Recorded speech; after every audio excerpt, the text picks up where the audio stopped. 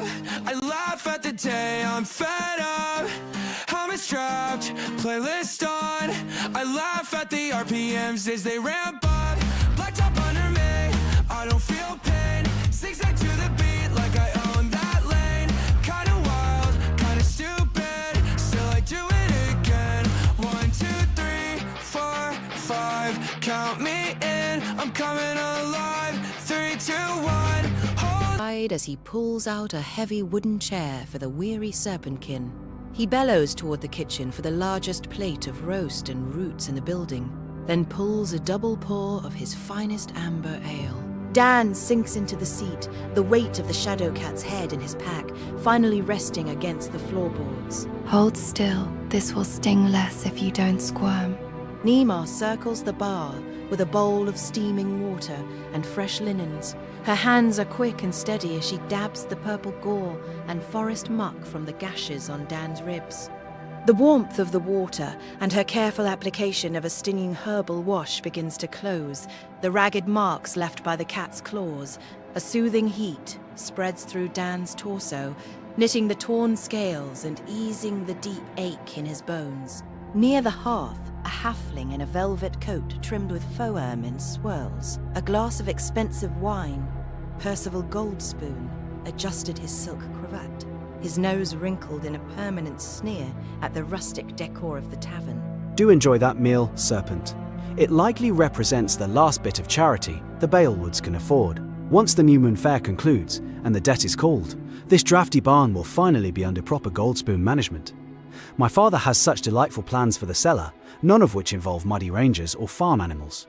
Bark's face reddens, but he keeps his voice low, leaning in toward Dan as the serpentkin finishes the rich, earthy truffle pie. He gestures toward the shadow cat's head, now peeking from the bag. He explains that Old Man Goldspoon has been moving more than just wine. Heavy iron shipments have been disappearing into the northeast reaches of the truffle woods. Bark offers a heavy purse of florins and a permanent room. If Dan can find where those crates are going and what sort of grim fortification the miser is building on elven land. The warmth of the fire and the weight of the meal finally take their toll. Bark leads Dan to a quiet corner room upstairs, where the scent of lavender and cedar hangs thick. Dan collapses onto the soft goose-down mattress, his emerald scales finally relaxing as the door clicks shut. The muffled sounds of the tavern below fade into a rhythmic hum, and sleep claims him instantly. Bright morning sunlight streams through the small circular window, dancing across the wood-grain floor. Dan wakes to the sound of a distant rooster and the smell of fresh bread rising from the kitchens below. His ribs feel solid again, the soreness replaced by a stiff but functional strength, and his gear sits cleaned and ready by the bedside. The shadow cat's pelt remains dark and cold in the corner, a silent reminder of the debt still to be settled in the woods. Well, hello again, and welcome back to Planet Dan Gaming. Tonight we're jumping back into Voyage Beta, an AI dungeon builder, where you can see our character has finally got some rest. If you were checking this out after the first episode, you totally understand what's going on. Last time we ran this dungeon, it was a struggle to say the least. We fought a shadow cat, barely surviving. Yeah, let's ask the narrator to tell us about that.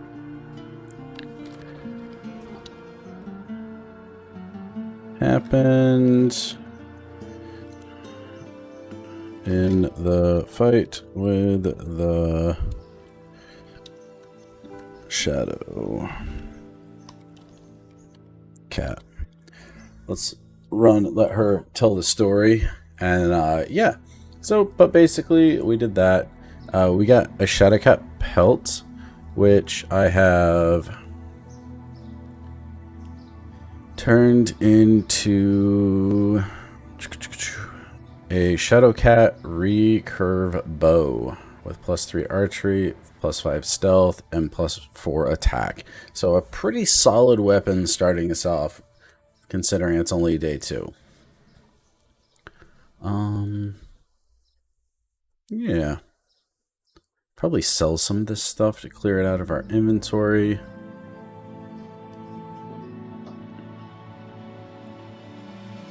I want to ask her,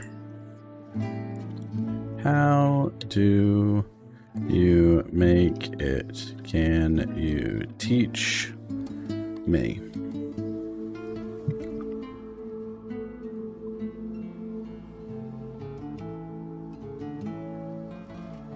She pauses mid-wipe, giving Dan a flat look. I could, but I need a moonbeam root, a mortar you've never used for anything else, and about 3 weeks of preparation. Most people just buy it from me. How much is it to buy it?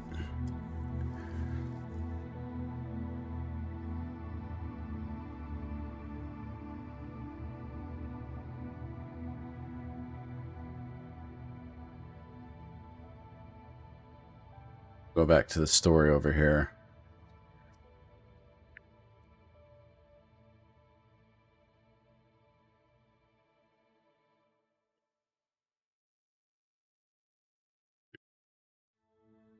She thinking?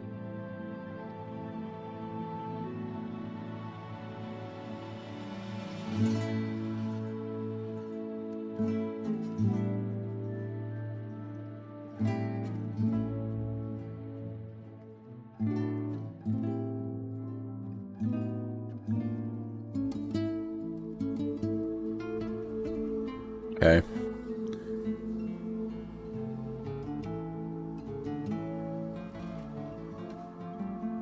A full jar is 3 silver. She tosses the stained rag into a bucket, but I'll knock it down to 2, giving it as the one who put Goose's boy in place last night.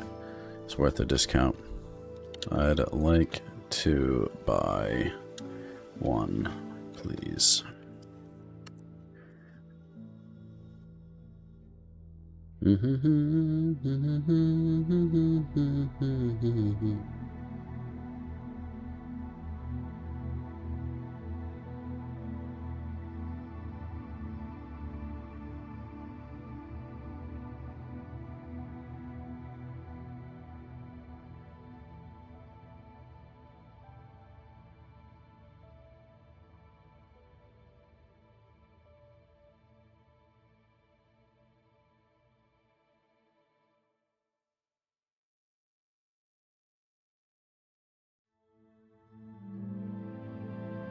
Okay.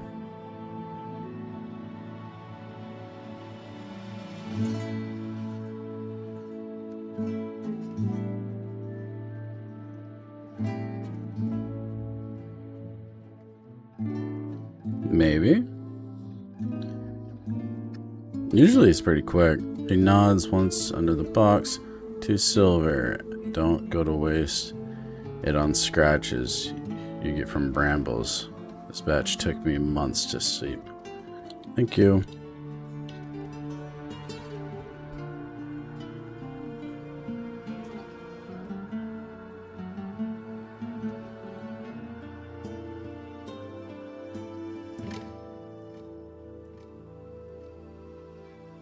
Do I have it now?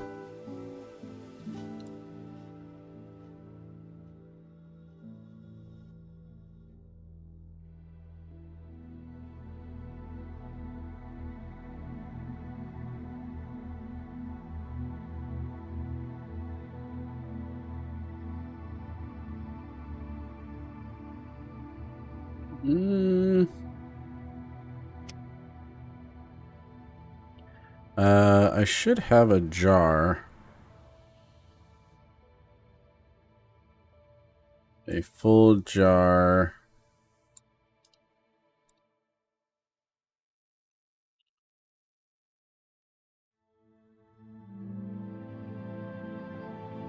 Paste. Okay.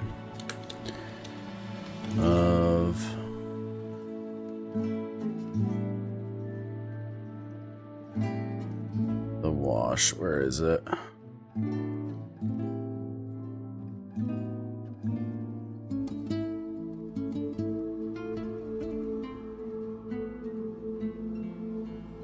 Stinging herbal wash.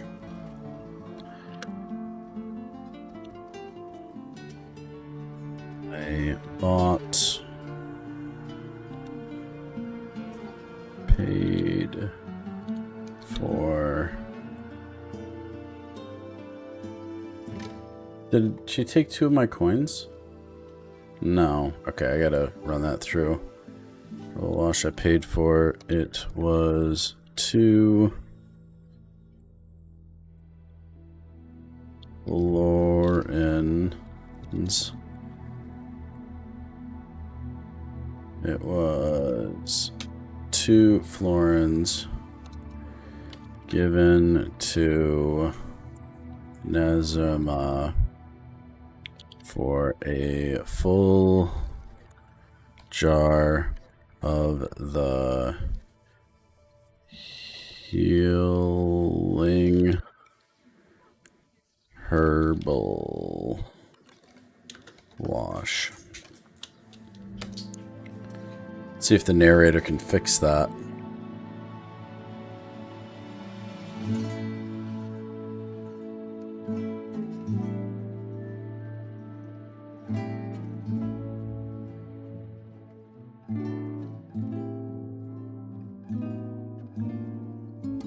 I've checked your conversation with Numa, and you're right. You did pay her 2 florins for that jar of herbal wash. I'll go ahead and add it to your inventory and deduct the coin now. Would you like me to add the jar of stinging herbal wash to your inventory and remove 2 florin? Yes.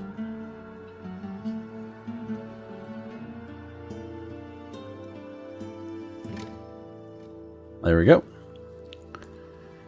A small clay jar sealed with wax containing a potent herbal wash that stings upon applying but knits torn flesh and scales. Nice. Alright, cool. And then can you combine all my florins into 1 stack, please? Just gotta fix a few things before we get going.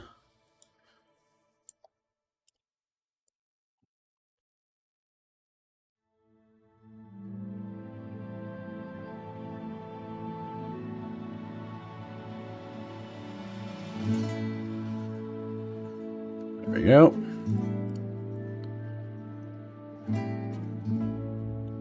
Set as a miss.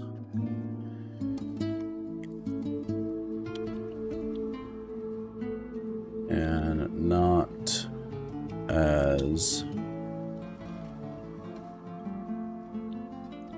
a consumable.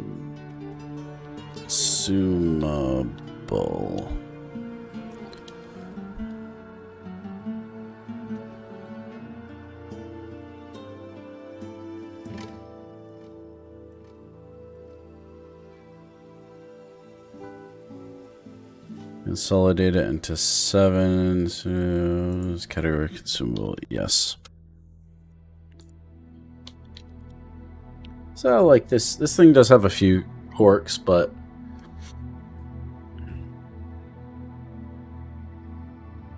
yeah.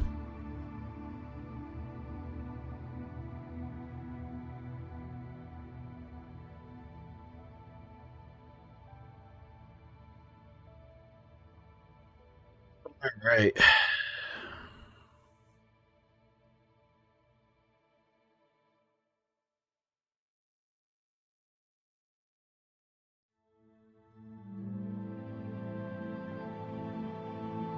Okay.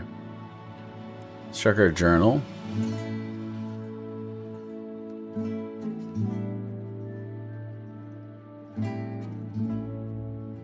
Want to know where Old Man at Goodspoon is. Alright. I ask Percival where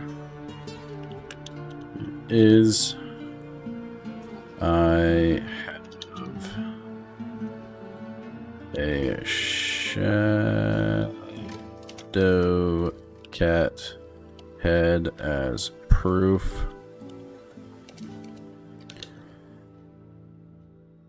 And he owes me. What is it? Does it say a bounty or reward? Reward.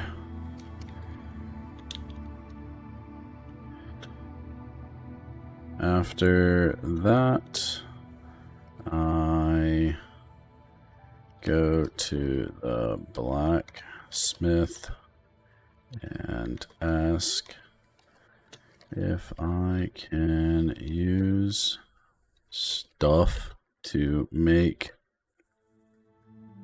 more arrows.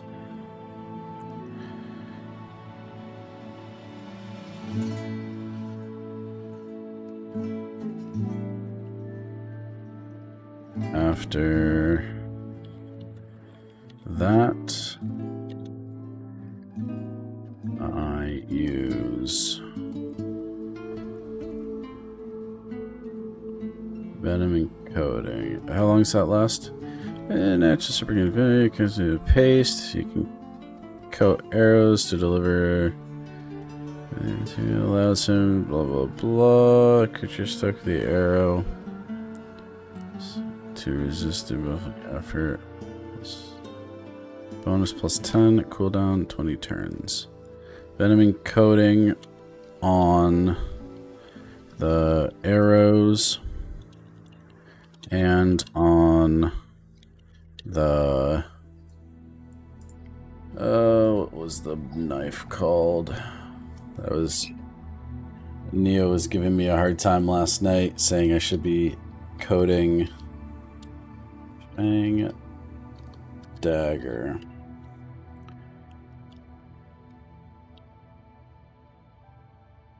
Then let's start with that. That'll be our first turn. I think I gotta check the usage real quick. I think it's good. Yeah.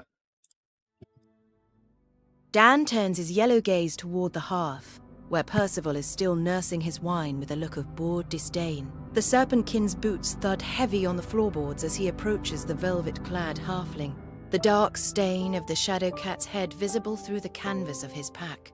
Where is your grandfather?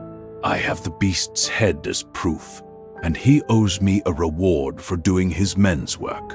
Reward? My grandfather is at Goldspoon Manor, busy with affairs of actual consequence. He doesn't pay for the ears of mangy strays brought in by mudcake scavengers. If you want a copper for your trouble, I suggest you try the village tanner. Nima wipes down a spill on the counter, her eyes flicking between the two. She gives Dan a sharp, knowing nod toward the door, her voice cutting through Percival's snickering. Don't waste your breath on a peacock, Dan. If you're looking to put those hands to better use, Manu's forge is just down the lane. He appreciates a man who knows his way around a hammer. Dan leaves the warmth of the tavern behind, stepping out into the crisp morning air of Hill Street. He follows the sound of rhythmic striking until he reaches the stout stone and timber walls of Manu's blacksmith shop. Manu stands by the anvil, his brow glistening with sweat, as he works a glowing bar of iron. He looks up, setting his hammer aside as the Serpentkin enters the heat of the forge. Can I use your tools and the fire? I need to craft more arrows. A man who asks for tools instead of a handout is always welcome here. Use the small bench by the window. The bellows are fresh, and the charcoal is high grade. Just mind the scrap pile. Dan sets to work at the craftsman's bench, his movements precise and practiced.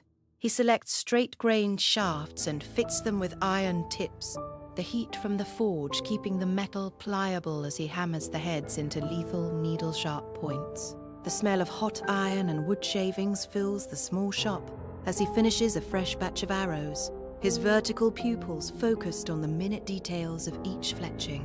Once the arrows are shaped, Dan draws his fang dagger and lays it beside the new shafts. He works with steady fingers, carefully refining his own emerald venom into a thick, tacky adhesive.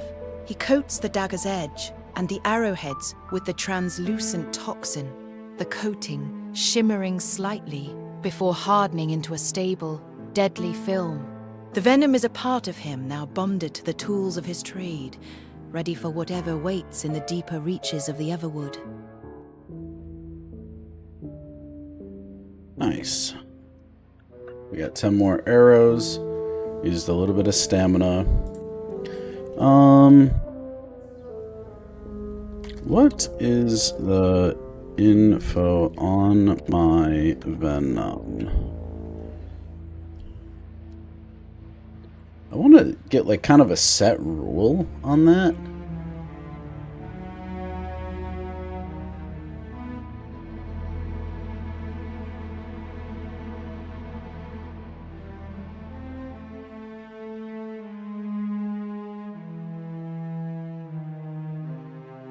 Now just the ranger has mastered the venom and coating ability. You can refine your toxins with effect. When it hits a target with a venom and coating weapon, like your arrows or your fang dagger, it forces them to resist the effects.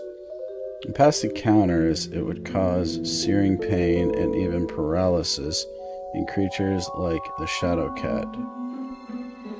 Because you tried to your biology, effects against a living creature. You've just finished coating a new tips of arrows. You currently have 18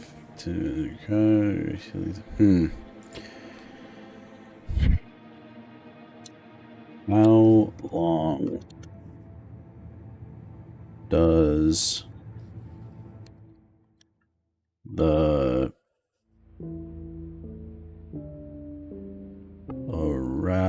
paralysis take to work?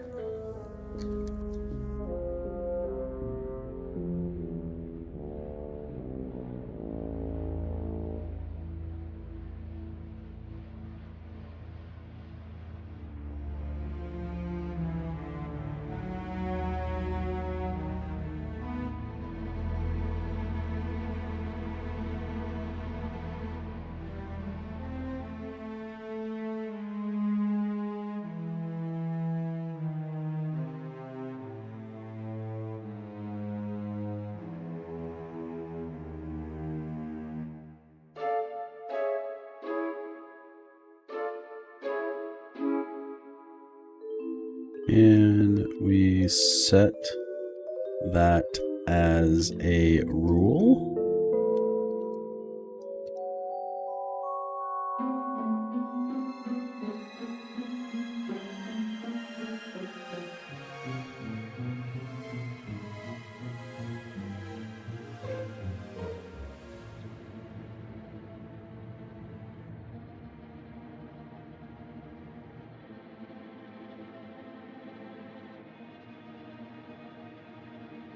Yes. Okay, cool. Understood. I've noted that your venom will narrate it as strategy creeping paralysis that builds with each successful dose rather than all at once effect. Cool. I propose making the following adjustments. Add 20 uncommon venom-tipped arrow poison to your inventory. The story mentioned that you refined your venom into a thick, tacky adhesive for your dagger as well. While the fang dagger already has a bleeding effect, I can add a temporary status of a custom version of the item that includes the venom coating if you like. Should I go ahead and add 20 arrows to your inventory? We'll add... No, not 20. 1, 8, 18. Add 18, not 20. And yes, add the custom fang dagger status.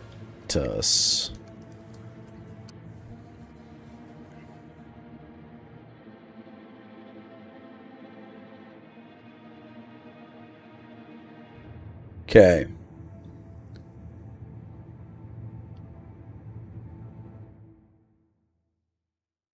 So that says that.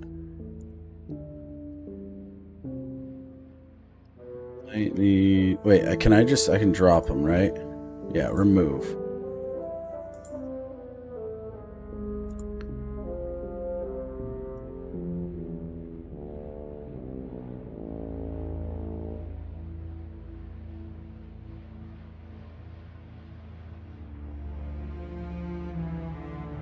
Okay, there we go.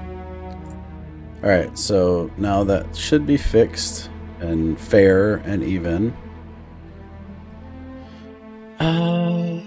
Okay.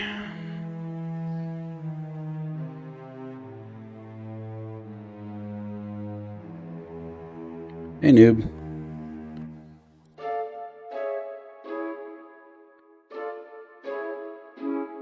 Would you like to buy one short bow?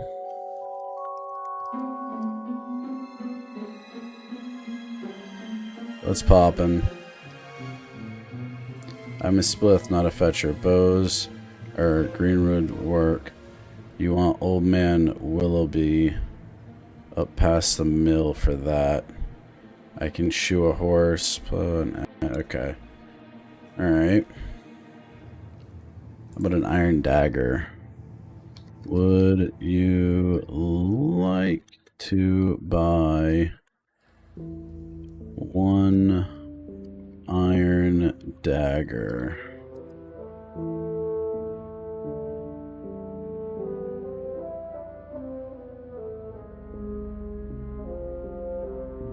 Buy it off you. I've got a rack of several iron daggers over my hearth that I forgot forged myself last winter. What would I do with another one? Alright. Doesn't sound like she wants to buy anything, so. Alright. Locations.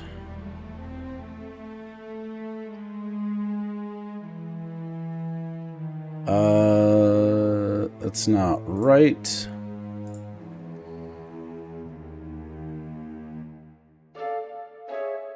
She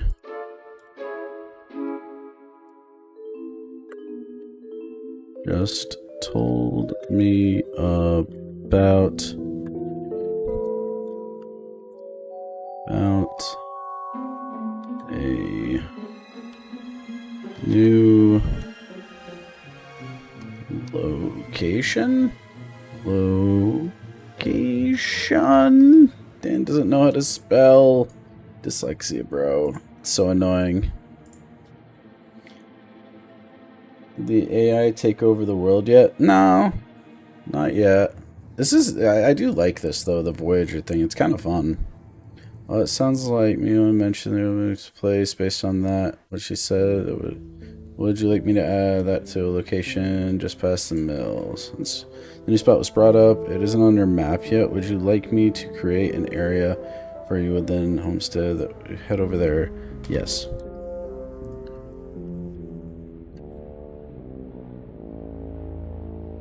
Nice.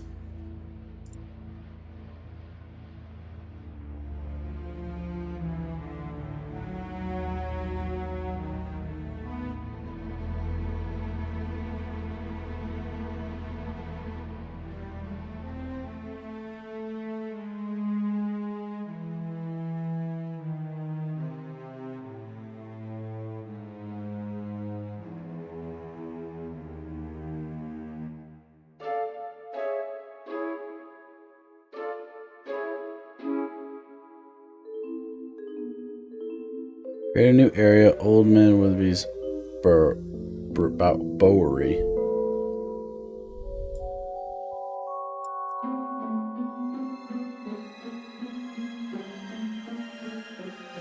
don't actually need to go there. I just want to know about it. I don't need to sell stuff. I don't think I don't have like a weight system. What does this say?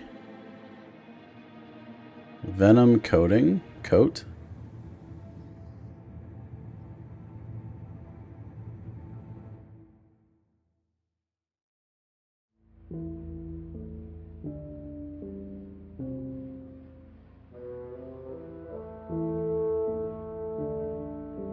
Not sure why that's on my character, but okay.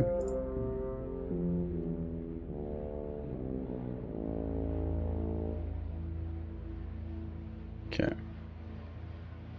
Alright. Everything should be fixed now. Where did he say I should go?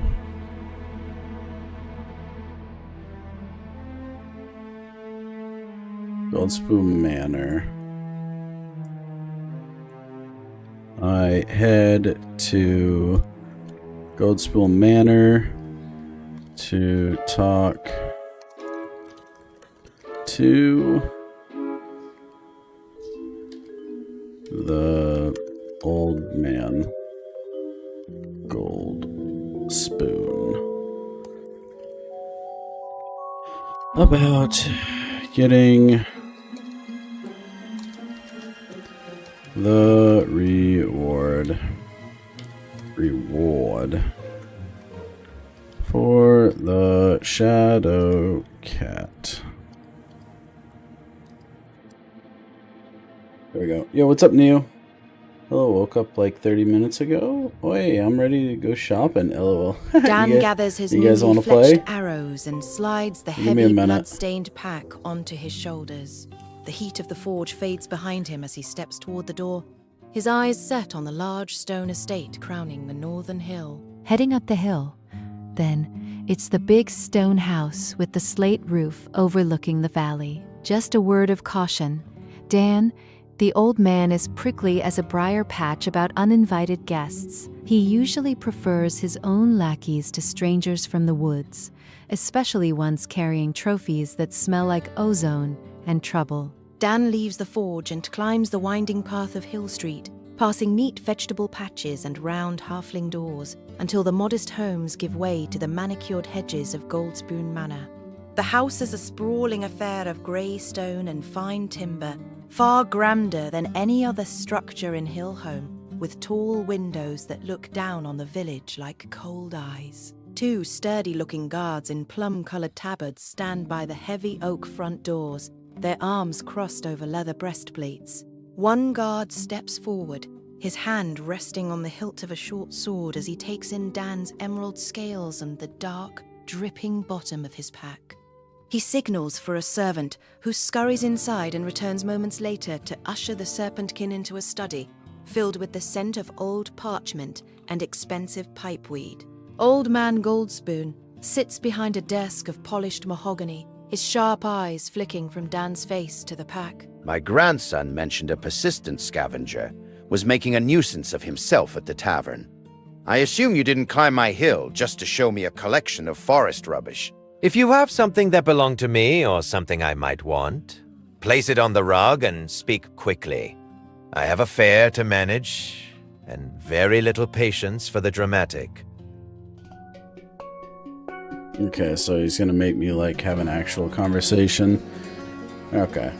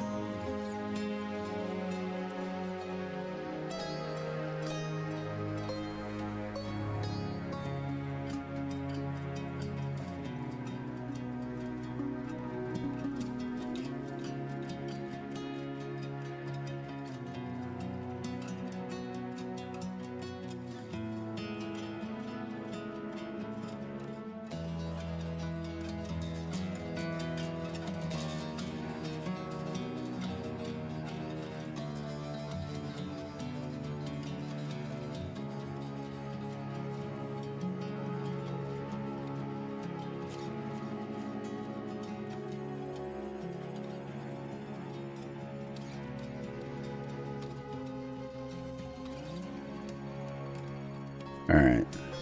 Let's see. So I can just talk to Gold Spoon.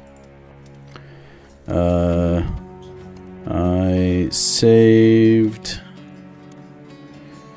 2 of your grunts from this shadow cat that they used cheap locks and it broke free, and they told me you would reward me for it.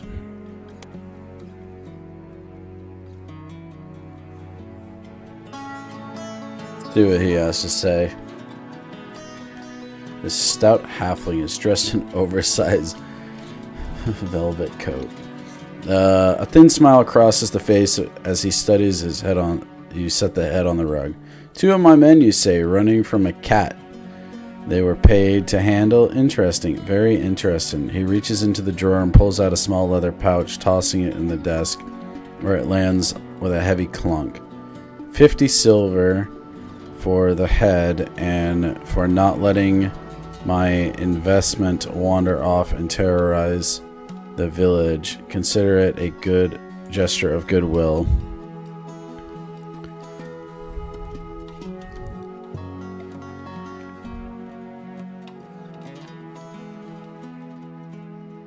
$50 silver and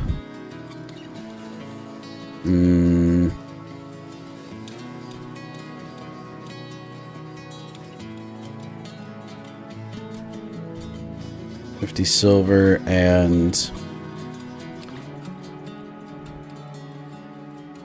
a...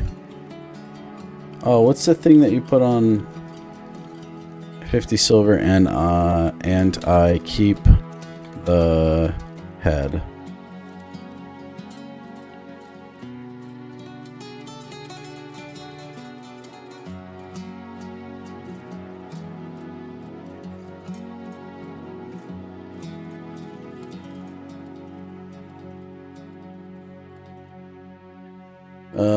Sharp biking laughter escapes him in surprise and amusement. Keep it!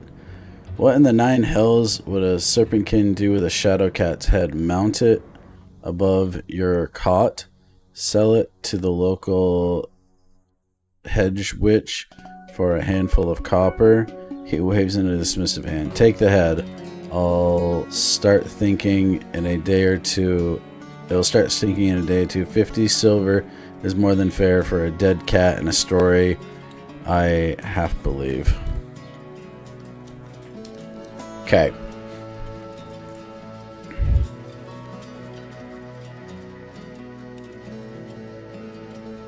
$50 silver from Old Man Gold Spoon.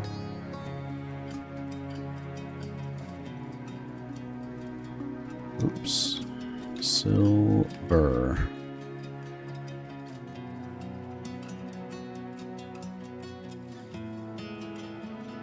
I like the narrator because like you can go have these conversations, because basically what I'm doing is instead of using turns, I'm using the narrator in conversations to save usage.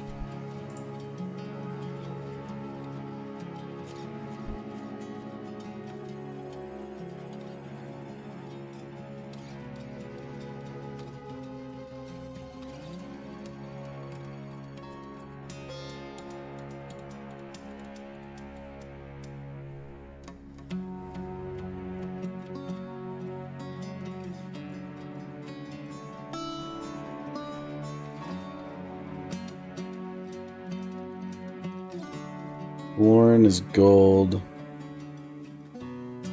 Shingles is silver. Oh. Okay.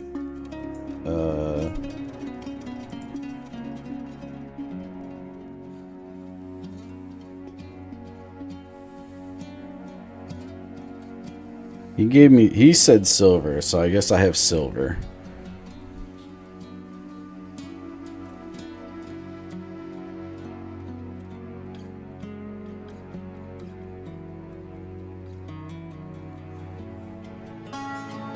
Okay, there we go. Put that out in the turn afterwards. Okay. So we should have our silver now. And I did do venomous coating on the dagger, but I think it messed it up. I don't know. Okay, so we have 50 silver coins now. Okay, journal.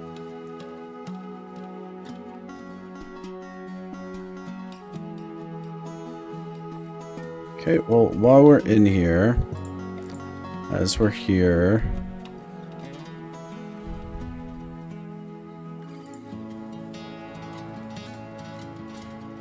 use stealth to look around and see if there is any info on what's in the iron shipments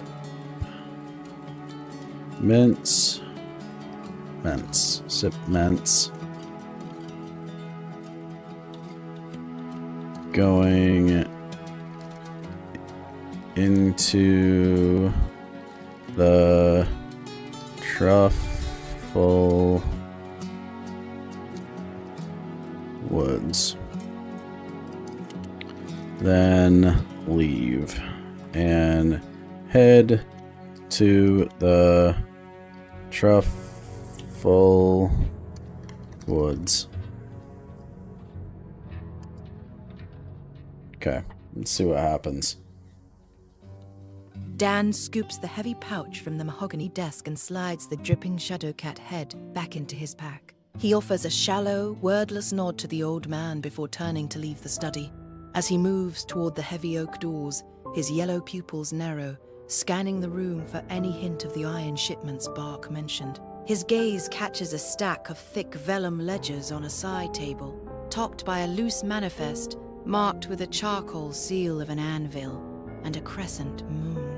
Beside the papers lies a crude, hand-drawn map of the truffle woods with a heavy red circle inked over a ravine known as the Weaver's Notch, a place far deeper than any forager usually dares to tread. The serpentkin doesn't linger long enough for the guards to grow suspicious.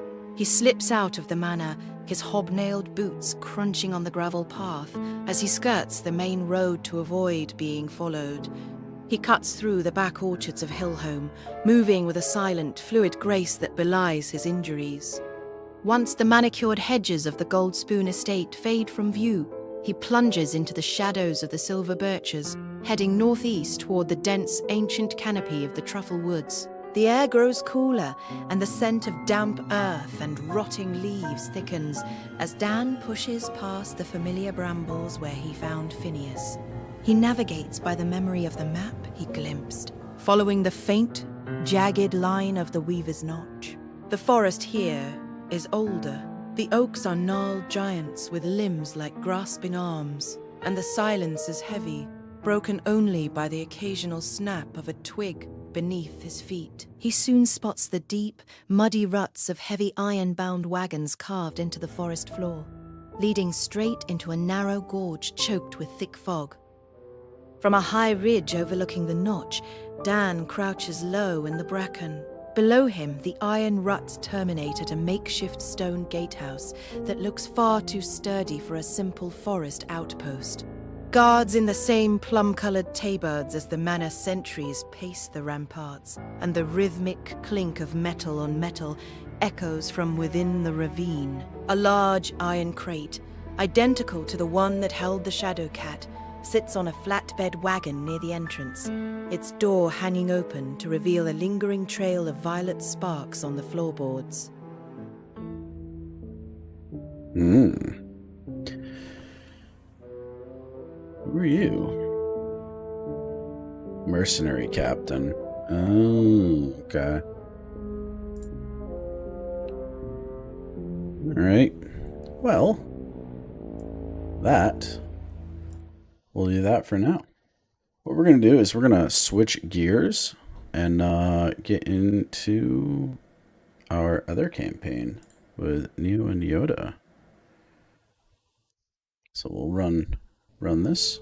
Flannel's golden eyes flare with an intense, calculated radiance as his true sight pierces the chaotic swirl of the rift, identifying the precise, vibrating threads where the planar anchor remains tethered. He raises the shadow staff, and the dark wood groans as it becomes a conduit for a searing pillar of holy light. The beam lances into the heart of the breach, unraveling the violent psionics with a violent, purifying hiss. The portal shudders under the significant damage, its edges curling inward and darkening like ash as the connection to the astral plane begins to dissolve. The core is exposed. Devour the rest. Then we fly from this tomb. Neo maintains his chilling focus, his fingers weaving threads of necrotic shadow that act like iron clamps upon the fraying reality. Beside him, Zarethra completes a jarring, final mudra that forces the remaining mist to spiral into a tight, dense point. At Neo's silent command, the undead-faced spider hurls its necrotic mass into the center of the implosion, its mandibles snapping until the creature in the rift collapse into a single lightless spark. As the portal vanishes, Neo gestures for his undead thralls to retreat, gliding toward the safety of the corridor.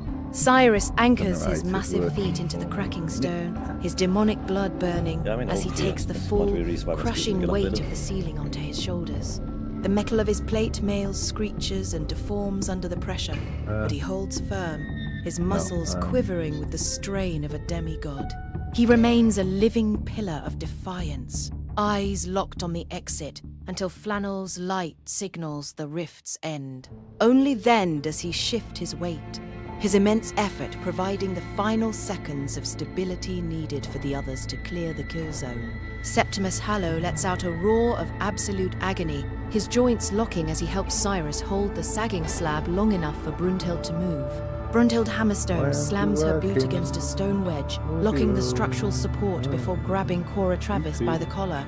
She hauls the terrified clerk toward the bulkhead exit, the heavy brass keys jingling frantically against Cora's chest. Zarethra vanishes in a silver blur of light, reappearing at the edge of the sunken vault corridor, just as the foundations of the inner vault give way. There we go, now it works. With a final, explosive heave, Cyrus shoves the ceiling upward and lunges through the bulkhead, Septimus tumbling in behind him as the stone they were just holding collapses into the dark void below. The heavy iron door slams shut, and Flannel bolts it with a flick of his spectral hand. The party stands in the reinforced passage of the sunken vault corridor, but he'll the probably air kick in thick a with minute the smell once we of get wet past this stone bit. and Don't you ozone. dare. Behind the door, the sound of the vault's destruction echoes as a distant muffled thud. The vault is gone. The breach is sealed. Tell me, we have what we came for, or I'll have words with the council about my retirement. Cora Travis collapses onto the wet masonry, gasping for air while clutching her keys. The corridor remains dimly lit by flickering oil lamps, the iron-bound support beams here holding firm against the tremors. Brunhild wipes soot from her face, her crossbow still leveled at the door, while Zarethra stands perfectly still, her hollow eyes watching the shadow staff in Flannel's grip. The path back through the sewers remains the only way out of I can't. I'm trying to refresh. It's playing on the stream right now. I think it will play for you guys after. I hope. I don't think you have to mess. Okay. Well, those who don't know, this is our other story. I have Yoda and Neo here with me. Say hello, guys. Hello. As you can see, Neo's doing a whole bunch over here with a narrator. What were you doing? Fix my descriptions, but they were blank. We was trying to find out, like, our characters' background stories, personalities, and just in depth, like what lore-wise our characters actually do for the group, and stuff like that. It put everything in perspective. Like, what my character does for the group, and so. Scroll back up så det är So I did set a 5-minute timer on our moves for today. We're gonna see how that works. If it does, cool. If it doesn't, I'll turn it back off. Yesterday I was getting a little. Maybe I was just tired, but I was getting a little annoyed with how long it was taking for like the group to make a move. Always takes time for group. Yeah, so I might be in the wrong. I will change it if it seems to be quicker. Yeah, so we'll see how it works. Push us along. Vad gör jag then? Cyrus is the Juggernaut. You are the Tactician and Arcanist. I'm Paladin, Necromancer and Controller. Brunhilde Hammerstone is the Marksman. Septimus Hallam is the Vanguard in the team. Okay. If you want to, I can read out them in more detail. In summarization, though, we are a high-impact team. Cyrus breaks things, Flannel solves them, and Neo ensure the tools to do both are always available, even if they are to be raised from the grave. Cool. That's a short story, though. There's more if you want to have one sentence reading of all of us. Good there. So, Quest update, we have neutralized the Gathankli Beach party in the sewers beneath the courthouse. Complete. Okay, so we need to go back to High Hall and get our reward. The path back through the sewers remaining the only way, deep foundations. So I think we are out? We're in...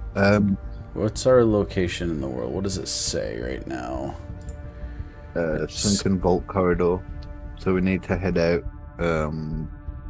Reinforced stone passage beneath. Okay. So, alright.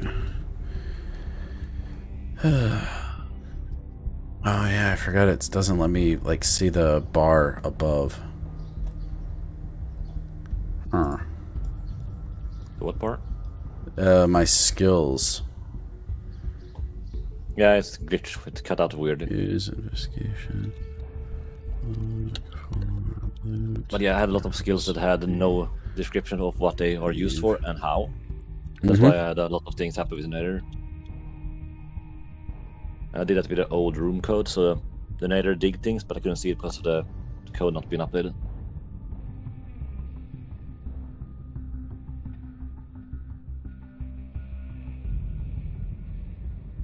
Maps. As we head to High Hall.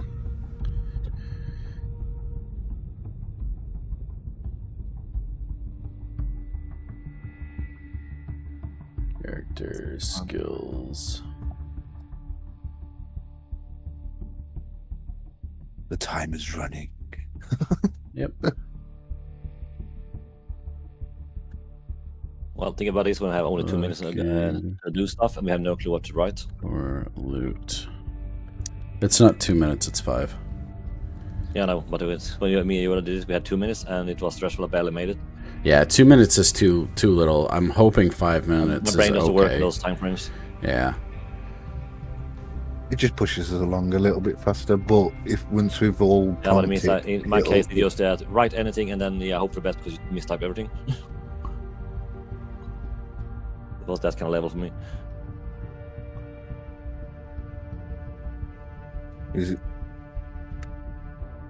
because my description that the narrator said basically I'm the one that gets in the way of any sort of danger. I just basically I'm like a just enough to brute of a. Let's see if it. I can post somewhere though to Dan at the end. Septimus Hallow leans heavily on his halberd, his chest heaving as he recovers his breath. He gestures gruffly toward the dark tunnel leading back to the lower city, urging the group to move before the tremors bring down the remaining sewer system. Brunhild Hammerstone spits a mouthful of grit and stows her crossbow, her eyes scanning the group for injuries. She nods at Cyrus, acknowledging his feat of strength, and grunts about earning a keg of ale at the Elf Song. Cora Travis sits on the damp stone, mechanically counting her keys with trembling fingers, whimpering about the lost vault records. Nearby, Zarithra stands perfectly still, reporting that the astral resonance has faded before stepping into formation behind Neo. Flannel moves through the sunken vault corridor with his true sight active, his golden eyes scanning the debris as the group retreats toward the high hall. He sifts through the wreckage of the collapse, his investigation uncovering a discarded silver-chased scroll case and a small velvet pouch containing 3 large uncut sapphires that had tumbled from a ruptured safety deposit box. As he leads the ascent, he keeps his senses sharp, watching the ceiling and floor for pressure plates or loose masonry triggered by the structural failure. Cyrus takes up the rear of the procession, his massive greatsword held low as he watches the shadows of the sewer tunnels. He keeps a protective vigil over Flannel, Neo and the others, his yellow eyes tracking every ripple in the sludge and every scrape of stone above. His heavy plate armor clinks with the weight of the plundered gold, but his movements remain deliberate and ready, his sheer physical presence deterring any lingering phase spiders from darting out of the dark recesses of the counting house foundations. The party navigates the winding, lightless passages of the lower city sewers, eventually emerging through a concealed maintenance hatch that leads directly into the fortified basement of the high hall. They ascend a spiraling stone staircase, the smell of damp earth and rot gradually giving way to the scent of beeswax, candles, and expensive incense. They transition from the grime of the depths into the cold, polished grandeur of the High Hall's main concourse, where the flickering light of blue-flamed brazier reflects off the marble floors. The High Hall is a massive vaulted structure of white stone and gilded trim, serving as the seat of the Council of Four. High, narrow windows allow the moonlight to filter through, casting long shadows across the statues of past dukes. Flaming fist guards in polished plate armor stand at attention every 20 paces, their halberds gleaming. The area is eerily quiet compared to the chaos below, though the air carries a palpable tension as the city's leadership awaits word on the containment of the breach. We are above ground. Keep your hands off the walls and your mouths shut until we see the counselor. I need to report the loss of the containment seals. They'll have my head for this. They'll be too busy counting their remaining teeth to worry about your ledgers, girl. Just keep walking. Okay. Oh, Interesting dynamic there. You two Yeah, me were too. leveling up at the same time. Yeah, funny. I'm just low. You got points. Oh yeah, I was saving 1 point. At least I can use it for something, I guess.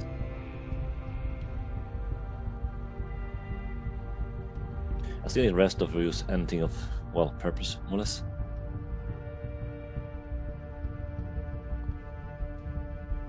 Septimus Hallow leans heavily on his halberd. Richness. Just you Yeah, left. got there for a second. Yeah, little weird there. All right.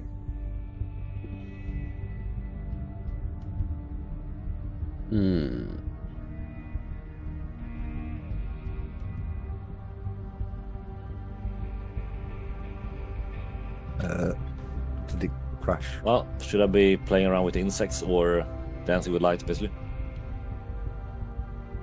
The creatures to make a saving throw. Your shield causes what? I might save my point for now. I have 2 points. I can use the one that basically disables my action for 20 turns, if I can reuse it, the planar dampening.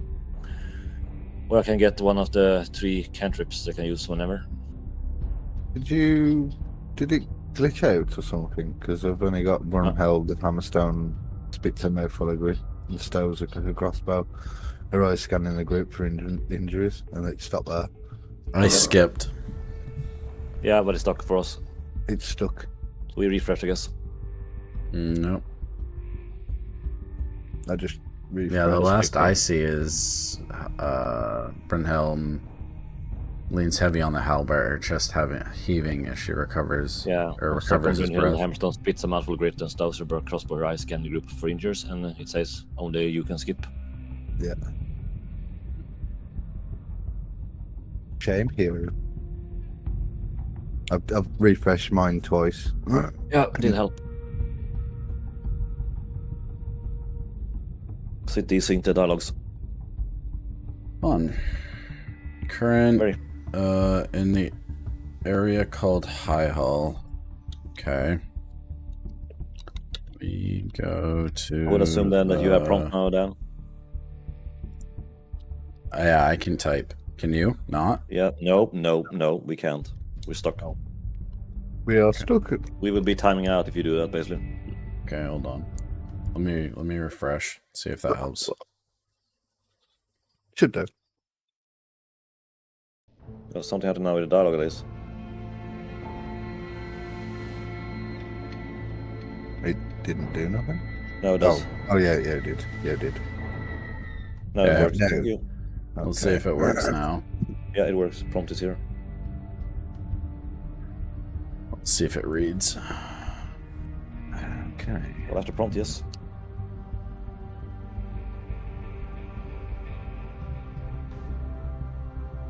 Okay. We head to the counselors.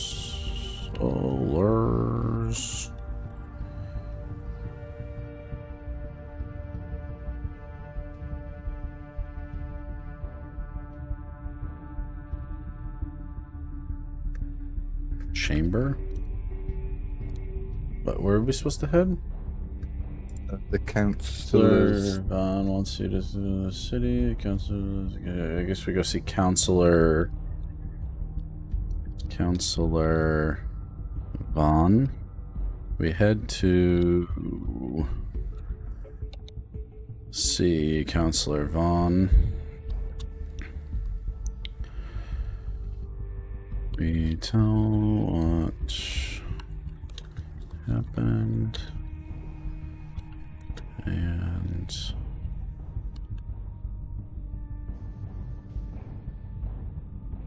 Okay, I'm gonna try to improvise here because I'm very limited with those spells. ask.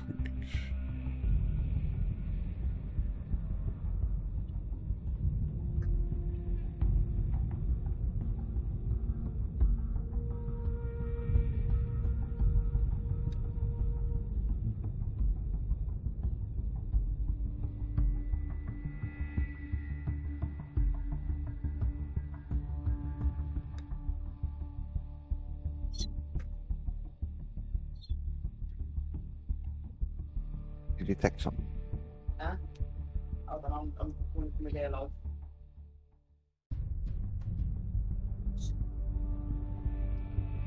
I was going to my dialogue. This is my way to try and restore my spell points. See how that works.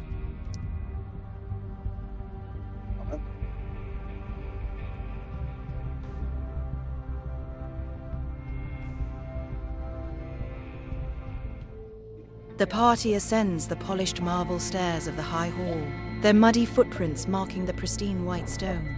Septimus Hallow marches at the front, his heavy plate armor clanking with a weary rhythm that draws sharp glances from the immaculate flaming fist sentries lining the hall. He signals a pair of guards standing before a set of massive gold-inlaid oak doors, and they pull the handles back to reveal the council's inner sanctum. Inside, the room is bathed in the soft glow of blue-flamed braziers, and Councillor Van stands over a sprawling map of the city, his face etched with exhaustion as he moves wooden markers across the harbour district. Flannel approaches the councillor, the shadow staff held firmly in one hand, while his other brushes the grime from his robes. He recounts the events of the vault, describing the collapse of the breach and the securing of the foundations with a blunt, clinical precision. He stops before the map, his golden true sight reflecting the shifting blue light of the room as he makes his demand for the party. The breach is sealed, but the counting house is a ruin. For our efforts in saving the city's heart, my companions deserve compensation, gear worthy of those who kept Baldur's Gate from sliding into the astral sea. Neo follows behind Flannel, his eyes closed in a deep, meditative trance as he attempts to regain his strength. He is draped across the back of the undead phase spider, which skitters across the marble with a rhythmic, clicking sound that echoes uncomfortably in the quiet chamber. Yeah, The I creature's imagine. necrotic silk bindings hold the elf Well, I have steady zero as it health points, I have settles to near a improvise. decorative fountain, its many eyes remaining fixed on the surrounding guards. Cyrus moves like a silent shadow at the rear of the group, his yellow eyes scanning the high balconies and the corners of the room. He says nothing, his hand resting on the hilt of his greatsword as he maintains a vigilant watch over his allies. Septimus Hallows steps toward the map, pointing toward the harbour district where a thick, violet haze is visible through the high windows. He explains that the Githyanki presence is intensifying near the docks, and that the Council is currently struggling to coordinate a response to a second, larger incursion. Brunhild Hammerstone stands beside Cyrus, her arms folded across her grease-stained apron as she surveys the opulent tapestries and gilded statues with a scowl. If they'd spent half this gold on keeping the sewers from rotting, we wouldn't have had to hold the roof up with our own damn shoulders. Councillor Van looks up from the map, his eyes lingering on the shadow staff and the Should have seen undead Cyrus. spider before he nods slowly at Flannel.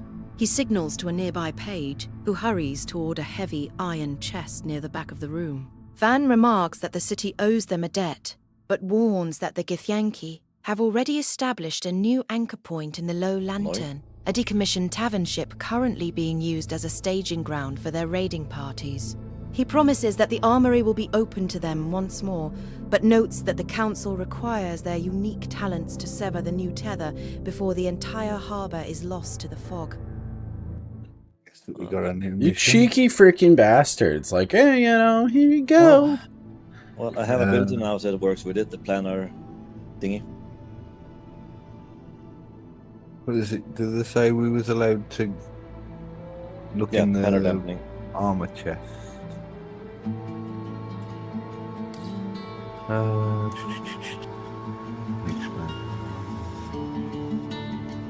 All right, Yeah, I can learn that so planner dampening. Cyrus, what Yes. sword do you have equipped? Like, make sure you don't have multiple equipped. Oh, I've got ability. my okay.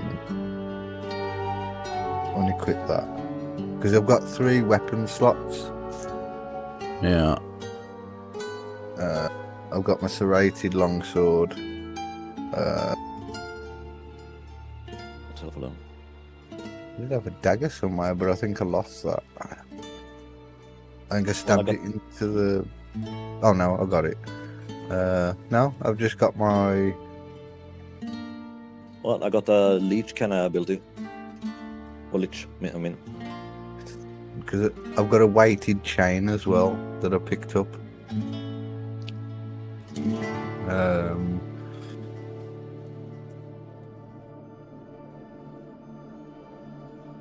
Is it the?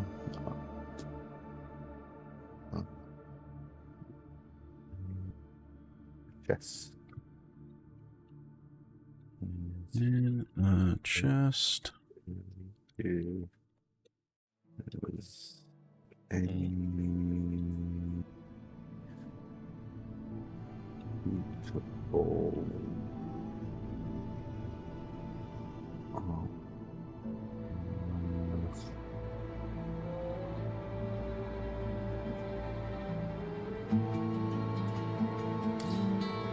Okay, please swap with accessory.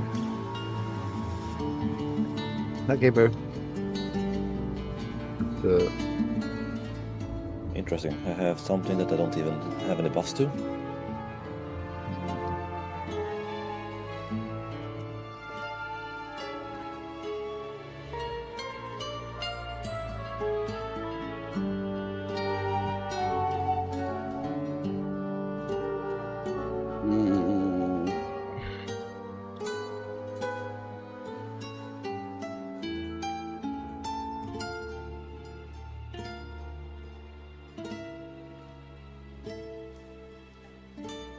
let me consider specialized rules.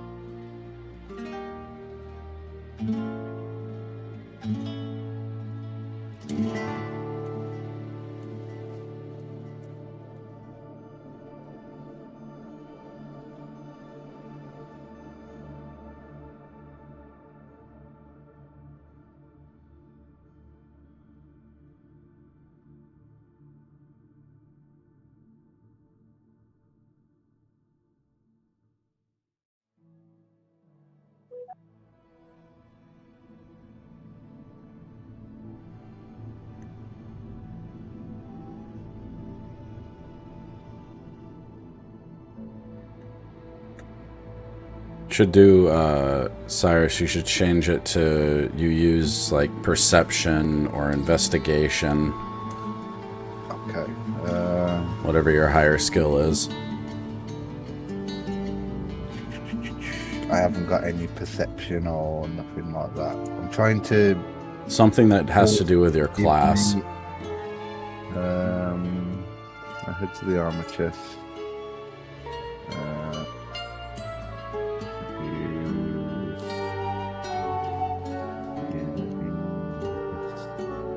Might be a racial bonus as well, either orc or demon, to identify something. Investigation, just see if there's any suitable armor.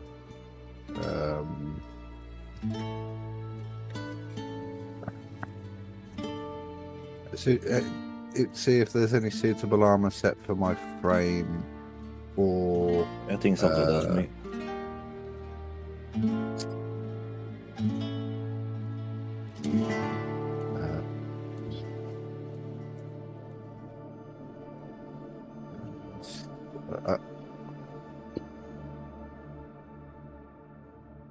Yeah, I'll stick to that. It should give me something at least.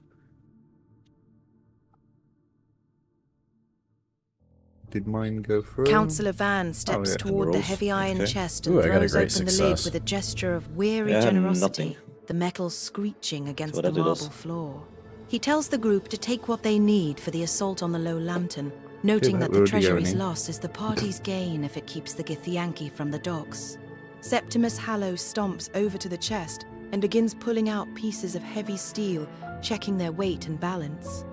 He grunts at Cyrus, suggesting he look for a set of reinforced plate that could withstand a Githyanki's psionic blade better than his current dented suit. Flannel leans over the crate, his golden true sight filtering through the mundane steel to find the hum of true enchantment. He pulls out a pair of supple, silver-stitched boots, identifying the faint resonance of a long strider enchantment woven into the leather. Beside him, Neo Cool. reaches into the shadows Goes a of long the walk. chest, his fingers tracing the cold surface of a jade The encrusted teleport. focus and a set of obsidian-infused robes. Using his knowledge of the necrotic arts, he identifies how the garments act as a battery for lingering spiritual energy, perfectly Look at that. suited for a master of the undying. Cyrus sifts through the Not too bad. remaining heavy gear with a heavy-handed efficiency, his yellow eyes narrowing as he measures a suit of blackened adamantine plate against his massive frame. He tests the joints, finding the suit reinforced against the jarring impacts of psionic weaponry. Once the gear is secured, the party follows Septimus out of the High Hall's inner sanctum and into the upper city. The streets of the Patriarch district are eerily silent, the high walls and iron gates casting long, jagged shadows over the cobblestones as the party moves toward the descent into the lower city. This steel will hold. Let the thin bloods come. The Low Lantern awaits. Do not let the tide of the Astral Seas swallow our harbor. Not gonna lie, that Councillor Van looked like a supervillain actor and I've seen on a few shows. Adamantine plate. That actor also kind of looks the same and plays usually evil roles. Oh, long stride boots, +1 dexterity. Okay, whatever. Again. Sure.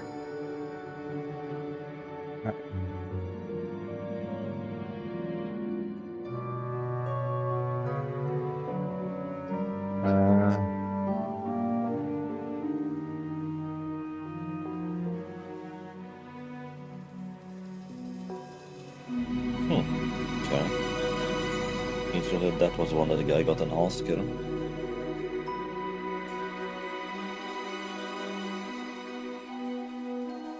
The armor gave me 1 plus the spiritual shroud. Okay.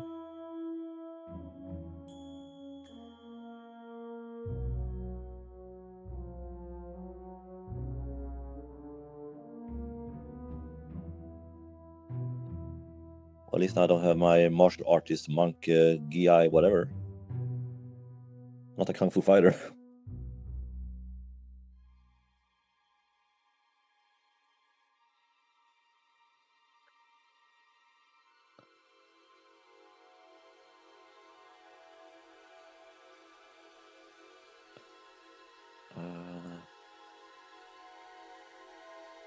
Okay, so that's that one. Okay.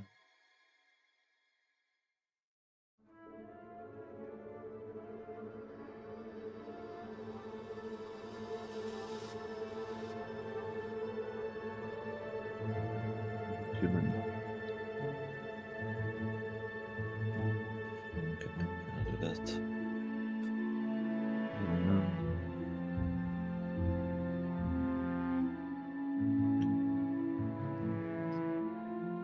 Okay.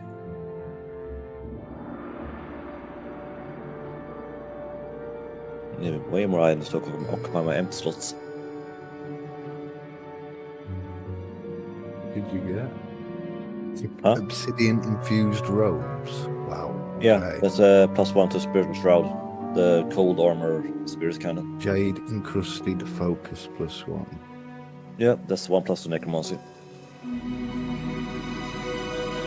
I swapped that with my beads because that's just general focusing.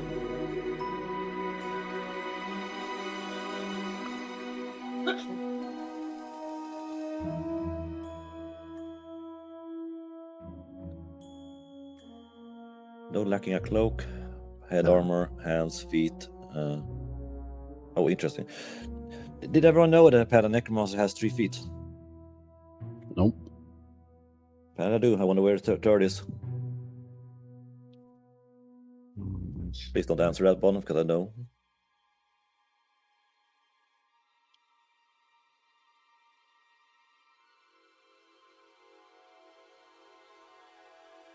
I heard that reference at least at one point. Okay, so investigation. Mountains. Okay. That's my little bit.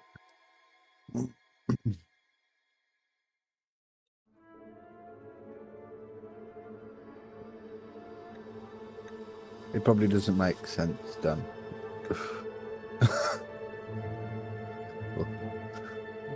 It's working for me.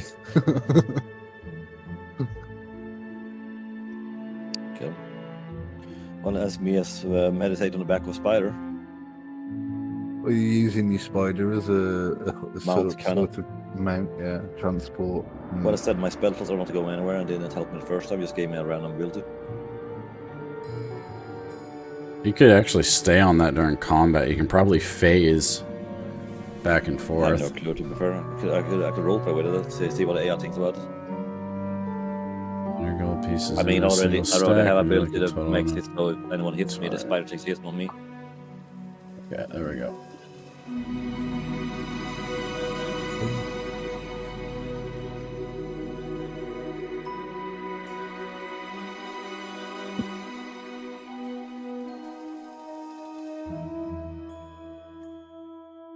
Head off.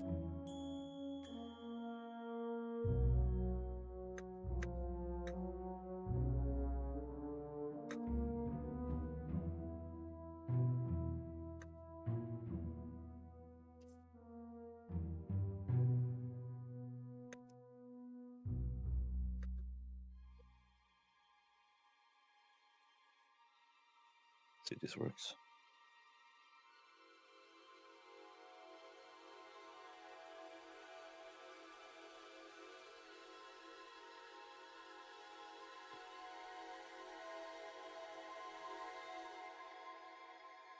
Just had to put it more in particular, see if that helps.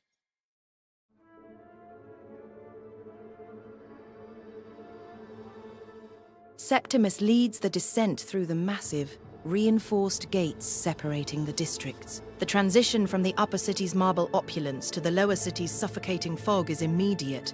The air here tastes of salt, rotting fish, and a sharp, metallic ozone that makes the hair on the back of one's neck stand up. The The streets are narrow, winding mazes of timber-framed shops and overhanging balconies, now largely deserted as residents huddle behind barred doors.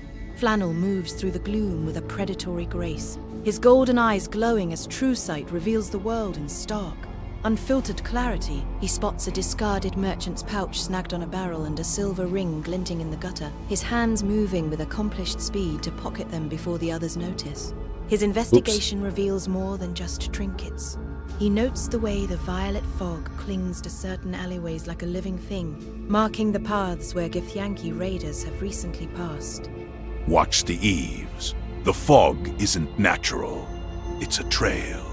Cyrus marches behind him, the heavy thud of his new adamantine plate echoing off the damp walls.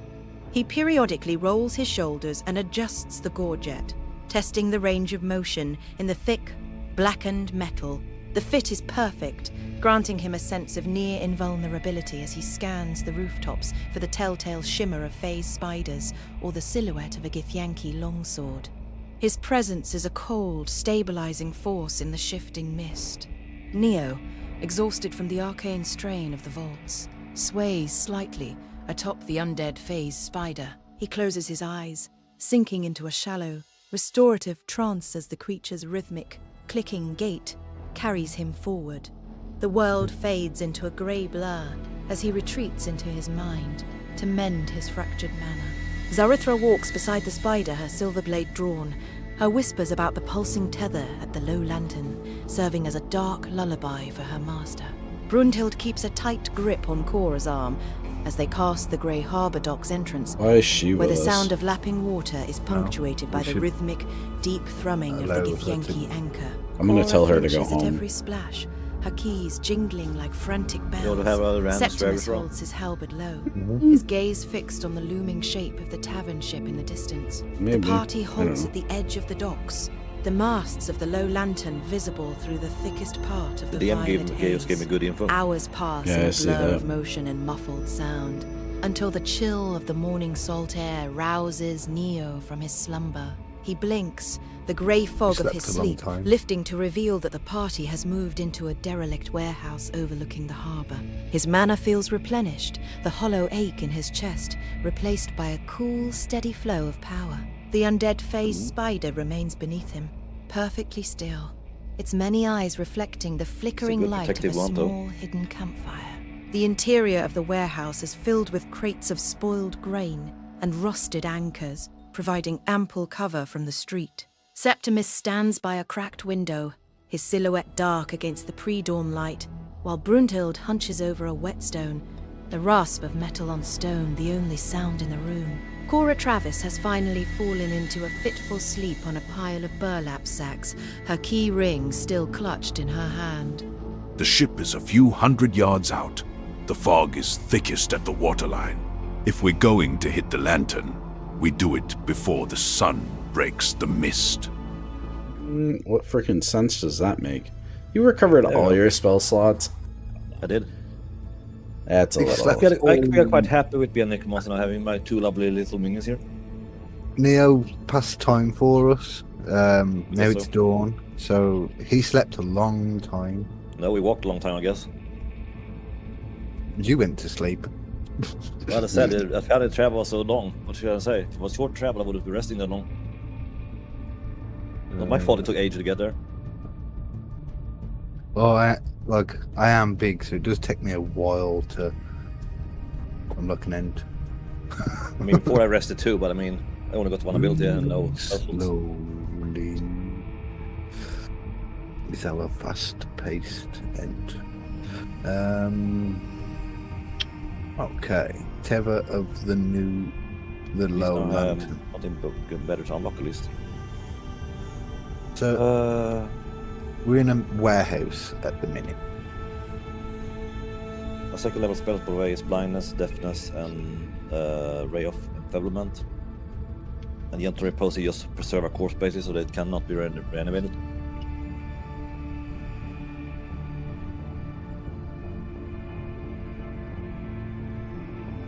Not sure if gentle repose is something that will be good at some point.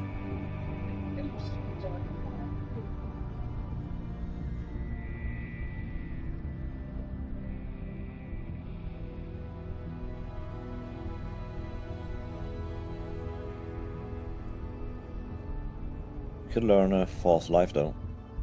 That's just a buff to my health bar. Yeah, it should be once per long rest you can use that. So, Well, it's a spell, so yeah. So I can trigger it Investigation. 8 times till it depletes all my slots. It's investigation. Color spray, but maybe be a good thing, I'm not sure.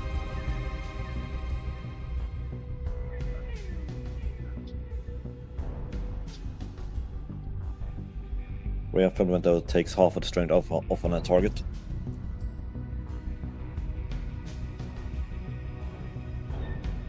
Good weakness skill for a stronger one.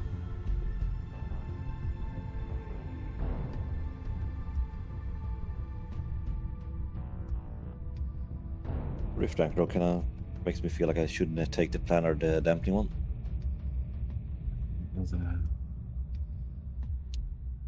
Because that's one that destabilizes enemy spells and forces them to consume additional energy.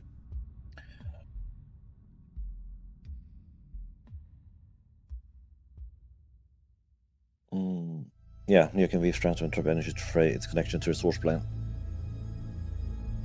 Corrupting the, well, ritual or anchor point basically.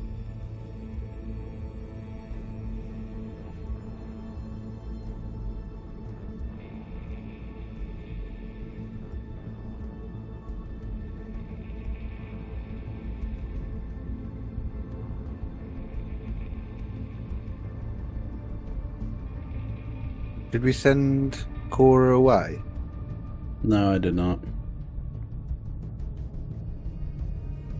And I say to Cora,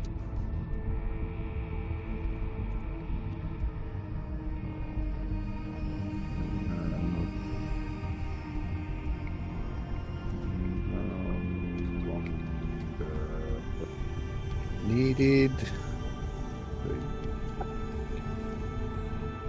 Go home.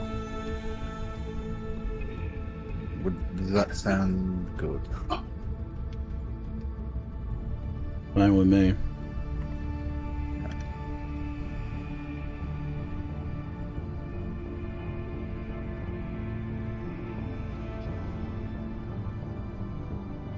You are no longer needed, so you can go home.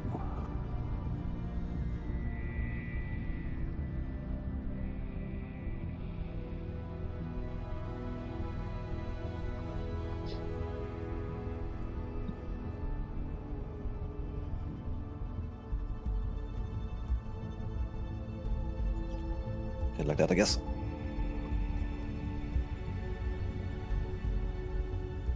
Nope, my perception isn't good. Flannel paces the perimeter of the warehouse, his golden eyes sweeping across the rotting rafters and stacks of salt-crusted crates. Finding the interior secure, he leans against a soot-stained window frame to study the harbour. His true sight pierces the unnatural violet fog, tracing the jagged outlines of the Githyanki raiding parties as they move with rhythmic military precision across the nearby rooftops. Satisfied with his observations, he closes his eyes and focuses on the internal hum of his sapphire bloodline. He channels his raw sorcerer's vitality, feeling the static build in his scales as he converts his inner energy to mend his depleted arcane reserves. Cyrus stands in the center of the room, his yellow eyes glowing as he expands his senses to perceive the local fluctuations of the weave. The air around him shimmers with the schools of magic in play, the sickly green of Neo's necromancy, the sharp, jagged crimson of the Githyanki psionics, and a deep, pulsing indigo radiating from the low lantern that suggests a powerful conjuration anchor. He turns his heavy gaze toward the huddling clerk, his voice cutting through the damp silence of the warehouse like a grinding stone. You are no longer needed, so you can go home. Cora Travis jolts awake at the sound of the half-orc's voice, her She was eyes asleep. wide with a mixture of terror and sudden, overwhelming relief. She scrambles to her feet, clutching her heavy brass keys to her chest as if they were a holy relic, and offers a frantic, breathless nod toward the group. Without a word of protest, she scurries toward a side door, her footsteps a frantic clatter on the cobblestones before she vanishes into the thick, swirling mists of the harbour district. Neo remains atop his undead mount, his sharp, elven ears straining for the sound of approaching threats. That's sharp, apparently. However, the thick, magical dampening of the violet fog, combined with the rhythmic thrumming of the planar anchor, creates a disorienting wall of white noise. Even the undead phase spider seems agitated, its mandibles clicking uselessly as it struggles to find a fix on the shifting shadows outside. The pervasive psychic static of the Githyanki incursion masks the subtle sounds of the docks, leaving the elf unable to distinguish the scrape of boots from the lapping of the tide. Septimus Hallow moves away from the window, the metal of his halberd catching the dim orange glow of the dying campfire. He gestures with a calloused hand toward a towering stack of crates near the loading bay, his expression grim as he watches the horizon. He notes that the Githyanki scouts are disciplined and likely have eyes on the main thoroughfares, suggesting that a rooftop approach might be the only way to reach the tavern ship without being surrounded in the streets. If you're looking for those yellow-skinned bastards, check the heights of the dry dock next door. That's where the scouts perch to watch the water. We move now, or we lose the light of the mist. We do. Used all my sorcery points. Yeah. You lost a sorcery point, but you gained spell slots. Yeah, I thought I would only use one sorcery point to gain a spell slot, but whatever, doesn't matter. Right. I could go along the streets while you guys head along the roofs and not cause a distraction for you, or... Well, I mean, has spider. How would I get to the roof? Spider help. I'll let you get on the Spider-Man on the side. I could chuck you all up onto the roof. Throw you. You can also climb up with a spider and have it. I was gonna say Neo can just ride up on a spider, but yeah, you can throw me up on the roof. Hopefully your strength check. Well, I will just make rope otherwise. You can just climb up, basically.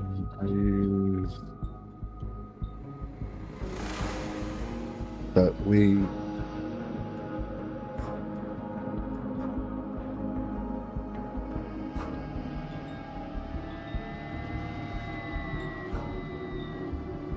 Kitty cat, I can't, you can't get up there. No, you can't get up there. Go on, get out.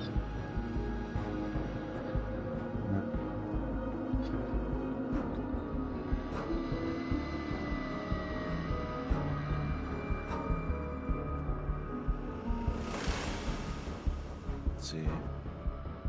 Oh.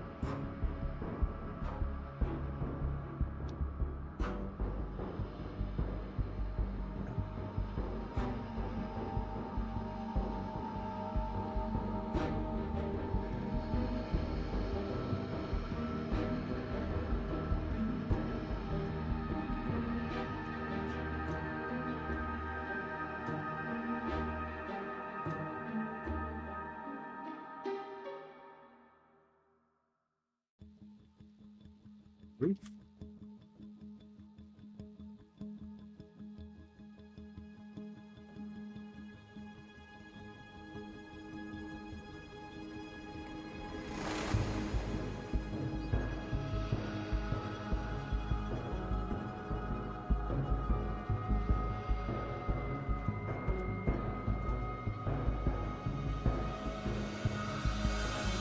I think this should work.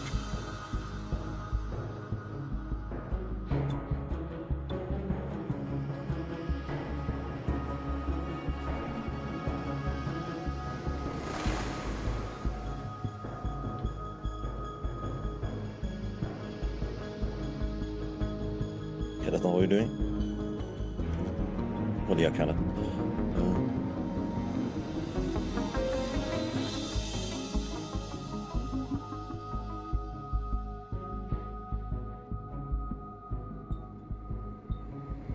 You keep your sticky webs off me. We'll see what AI think about it. Who's quickest, Cyrus or my spider? I just see you two like fighting over who's gonna get me on the roof. No, it's not you, it's called party. Let him go, I'll throw him. No, I got him already. No, let him go, I'll do it. Well, see how it goes. Let me go, Mom and Dad. Septimus and Brunhild scramble onto the roof of the warehouse, their silhouettes sharp against the violet haze. The undead phase spider drops thick, necrotic silk lines to help pull them upward, while Zarithra flickers into existence teleports beside them, her silvered blade held low. Yeah, she has Below, blink or in whatever. the shadows, Cyrus What? grips Ultimate. Flannel by the waist and heaves him upward with a sudden, massive surge of orcish What the frick strength, are you throwing me? launching the dragonborn toward the eaves. Flannel catches the edge of the wants you to- shingles, you to be his a real sapphire dragon. scales crackling with a Flap your sudden, wings. thunderous hum. He reaches down with his shadow staff, touching the tip to the edge of Cyrus's greatsword, just as the half-orc remains in the street below. A cocoon of sonic energy wraps around the blade, vibrating with a dull, rhythmic pulse that threatens to detonate upon impact. Keep their eyes on the dirt, Cyrus. The air is mine. Flannel crawls across the damp tiles, his golden true sight cutting through the magical fog. He spots a Githyanki scout perched on a chimney stack, 3 buildings over, and another hunkered behind a weather-beaten gargoyle, their silver swords shimmering in the pre-dawn light. As the party moves along the roofline, Flannel meticulously tracks the shift of their psionic auras, though the thick violet haze occasionally distorts the distance, making the jagged skyline of the grey harbour docks feel like a shifting maze.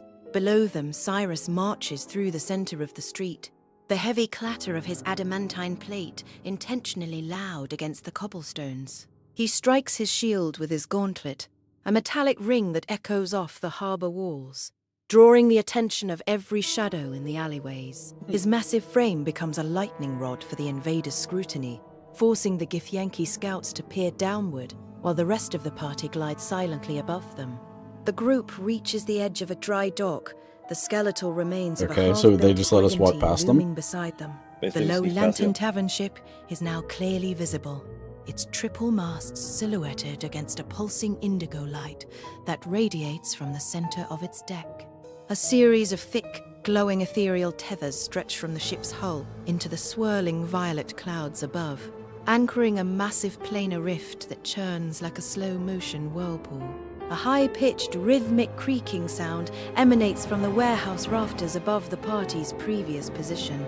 A thin, elderly human man with a brine-stained beard peers down from the shadows of the roof, You're a bit lost here, his dude. eyes wide and trembling.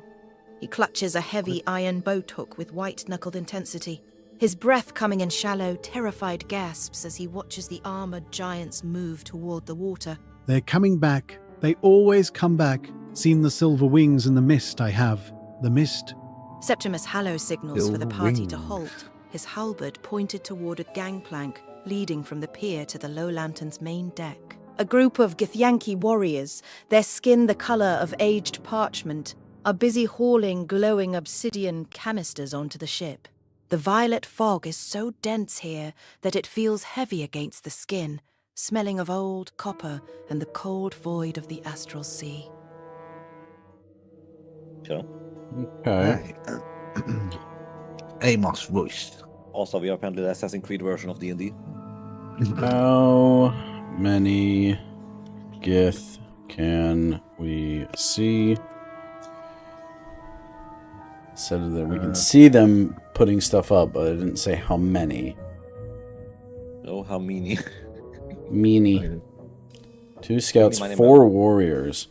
Can you put their health bars on, please?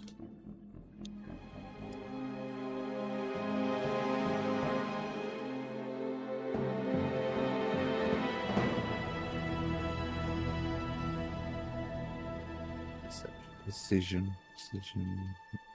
2, 3, 4, 5, 6. Okay. Yeah, I cannot scroll sideways though, Sally. Oh yeah, I can. Good. How do you scroll sideways? Middle mouse wheel and then go left and right. I'll calculate it. Okay. So apparently portraits can be scrolled sideways by doing that with the middle mouse key. Well, I can't Well, do it for some reason. If you see 6 pictures at all, then For me, I only see 5 or 6. But if I click on the names and okay, I see the scroll icon showing up, then I can go. Oh my left and god. right. 1, 2, 3, 4, 5. 6. 6 of them. Can't see the last one. But... Well, if you try using the middle mouse button under the portrait, and it should Oh, okay. Middle mouse wheel click, and then use the then you mouse can to go move right sideways. to left. Okay. Okay, nice one. Yeah, I know how web browser works.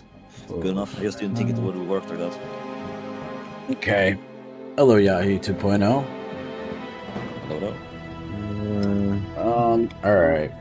What are we doing, guys? How are we doing this? Good question. I mean, I got a spider I can face and use webbings. Okay. What I'm thinking Control something. is I got myself a fancy new moonbeam. So, do you know what a moonbeam is? No. Okay, it is a fixed 5-meter round beam from the sky which does spiritual damage. Usually a lot of it. It does not care if you are friend or foe. So don't walk through it.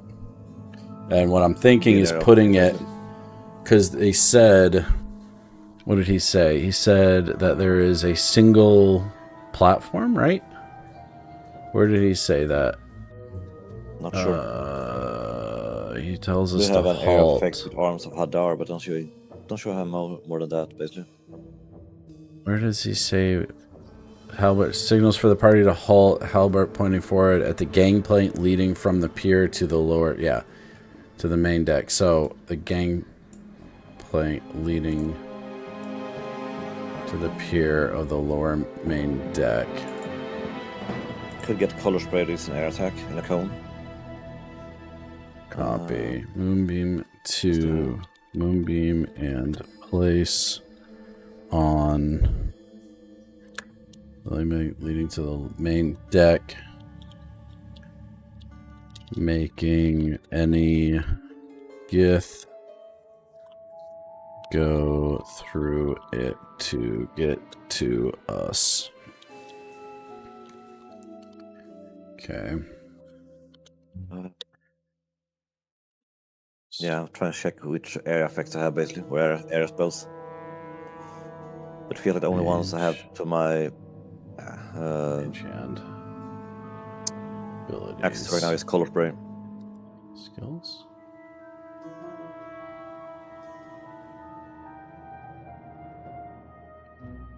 Use. Would that be a bad investment? Mage hand with forceful hand to hit a Gith into the moonbeam.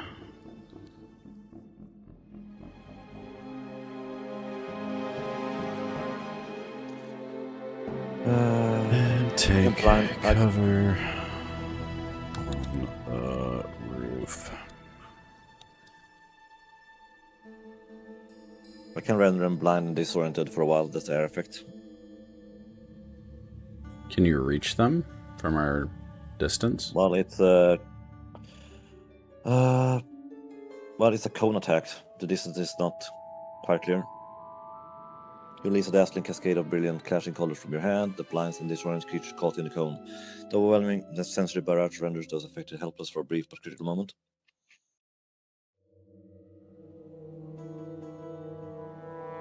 Other than that, I have no air attack, basically.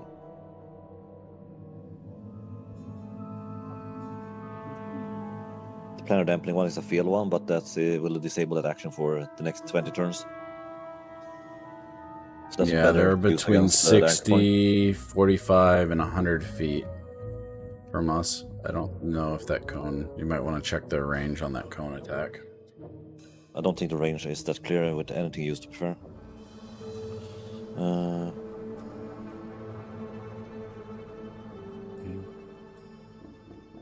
I don't see that it's no range description on the spells at all.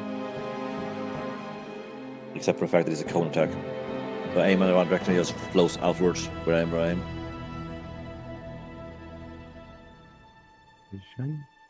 center the point of the release basically, then just goes wide. It's about precision.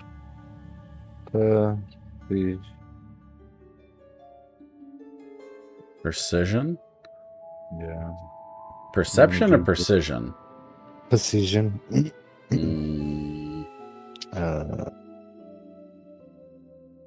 I don't. 3 is with CISION, I believe. How do you spell precision? Precision. Oh, okay. PRECISION, I believe. PRECION. Miss a letter somewhere. Hang on. Cision, CIS. Should be 9 letters. CISION. Precision. Yes. Alright. Now I need to focus on this one before I lose my timer.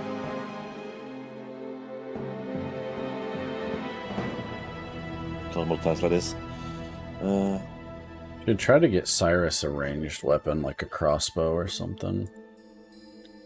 I think I'm better with my blade. Yeah. P. C.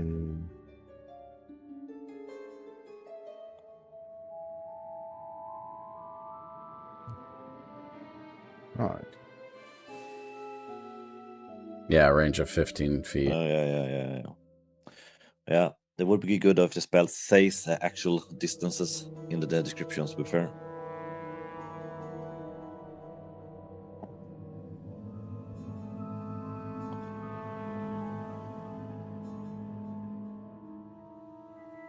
Yeah, the only thing I can use then is basic blindness and deafness, but that's only one target. I am waiting for you to finish off your spell, Dan. So. Well, I have nothing to use, basically. Just so it... Make sure you, yeah, hopefully you don't go into Moonbeam. Staying out of the Moonbeam, I guess. I could put that.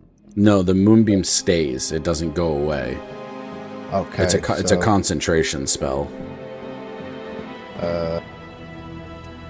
I'll have to drop the Moonbeam, like, to stop the concentration on that spell. Well... Staying out of...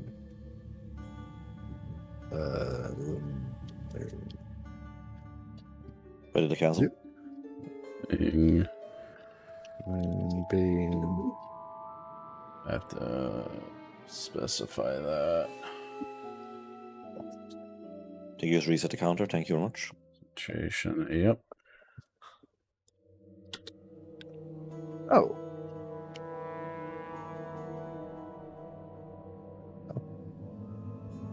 I can now use perception. Wait, what? Yeah, it was reset. Just then, I guess. Okay. Ah. Okay, I don't know if I have to specify that, but I know Moonbeam is a concentration spell that stays for as long as you hold concentration. But maybe the AI doesn't know that. It depends on The things. Githyanki scout behind the gargoyle lunges, his silver shortsword whistling through the violet mist toward Flannel's shoulder. The Dragonborn rolls beneath the strike, the blade clattering harmlessly against the roof tiles as he begins his incantation. A pillar of silver, ghostly light descends from the churning clouds, slamming onto the gangplank of the low lantern. The Githyanki warriors hauling obsidian canisters cry out as so the scouts were on the roofs near us. The intense heat Yeah, causing the very air around the ship to shimmer. Flannel gestures with his shadow staff, and a spectral hand of pure force shoves the nearest raider back into the heart of the beam before the sorcerer ducks behind a chimney. From the chimney stack, the first scout retaliates by hurling a bolt of shimmering violet energy at Cyrus. The psychic projectile slams into the half-orc's adamantine helm with a jarring crack, rattling his teeth and leaving a burning ache in his skull. Above him, Ouch. Neo's undead phase spider flickers out of sight, reappearing behind the scout to drive a Good spider. jagged leg deep into his back. The Githyanki gasps, his blood staining the roof as Zarithra unleashes a pulse of psychic static that leaves another warrior clutching his head in agony. Cyrus waits for the moonbeam to settle, his predatory yellow eyes tracking the movement of the surviving raiders. He invokes a protective shimmer of force around his plate and centers his focus on the staggered warriors. With a roar that shakes the damp warehouse walls, he charges forward with calculated, brutal precision. His serrated greatsword arcs through the mist, hacking into the first warrior's flank and delivering a jarring blow to a second. He keeps his movements tight and efficient, staying well clear of the silver pillar of light while he presses the assault. Septimus Hallow leaps from the warehouse eaves, the weight of his descent driving his halberd spike through a warrior's foot and deep into the wood of the pier. The Githyanki screeches, pinned in place as the moonlight continues to burn through his armor. Nearby, Brundhild Hammerstone stays low behind a chimney, her iron poker white hot as she watches the flank. Still hot. In the rafters behind them, Amos Royce continues his frantic, rhythmic whispering, his boat hook trembling in his grip as he peers at the carnage below. One warrior manages to ignore the mental assault and the burning light, his skin blistering as he continues a guttural chant. The ethereal tethers, anchoring the low lantern pulse with a deep indigo rhythm, drawing more energy from the rift above to stabilize the obsidian canisters. Further up the gangplank, a fourth warrior reaches the deck and brings a brass horn to his lips. A sharp, dissonant blast rings out across the grey harbour, signaling the alarm to the forces hidden within the ship's hold. Neo remains perfectly still atop his mount, his eyes wide and unblinking as he observes the shifting tactical landscape. He tracks the flow of mana from the rift to the ship, his preternatural stillness, allowing him to see the subtle seams where the planar energy is weakest. Zarithra moves beside him, her muttering of Githyanki equations intensifying as the anchor point on the deck begins to glow with a blinding, violent intensity. The tether? It feeds on the cargo. We must break the cycle before the rift widens. The party has moved fully into the grey harbour docks, the skeletal masts of the low lantern looming large through the violet haze. The smell of copper and salt is overwhelming here, and the ground vibrates with the psionic pressure of the anchor. To the rear, the narrow streets of the lower city are swallowed by the mist, leaving the open water and the gangplank as the only clear path forward. Don't let them finish that chant. Get onto the deck before they pull the whole harbor into the void. Ooh, look at all that damage. Yep, I'm happy with it. 23 damage. 24. Oh yeah, 24. Alright. At the beginning of the turn, like if you see behind the gargoyle, lunges out. Stabs you. Tries. Well, Distance of the Gith from me. Well, I'm going to make the Chanters have a really bad day. That's the goal. Well, yeah. And I had that ability to save for 20 turns afterward. Good usage. It's a powered pen spell. You will mess them up royalty.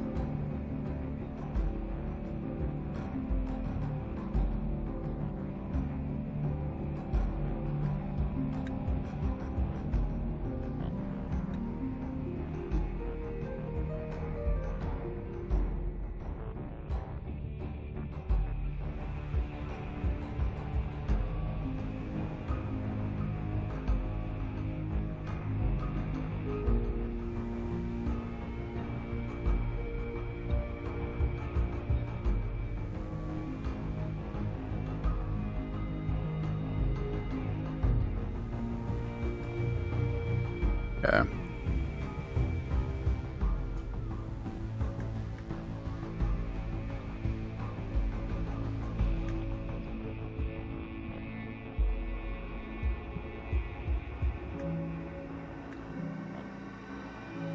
Was an anchor point, right? Scout 2.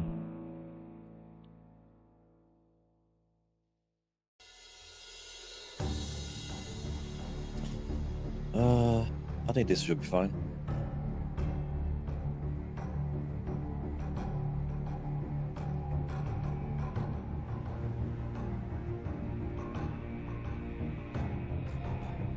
Wait a second. I missed that one.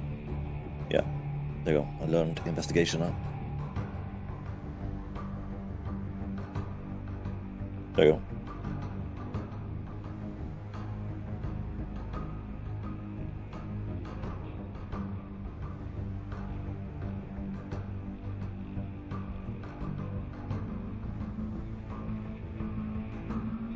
The Planet Dampener will give them a bit of a nightmare. Anything with the magic chanting or whatever focus is going to be able to get messed up by it.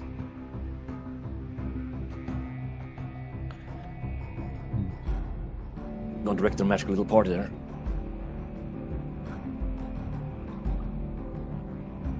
With Arcane and Necromancy until it makes, I hope it will be a good roll.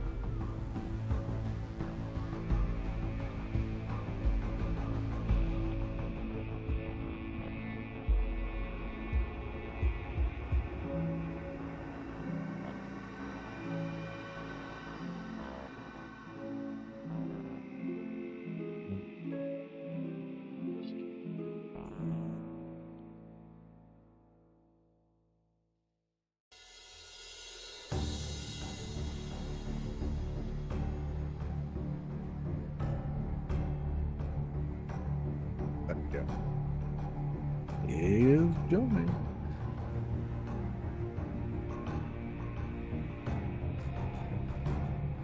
I'm curious to see how this goes.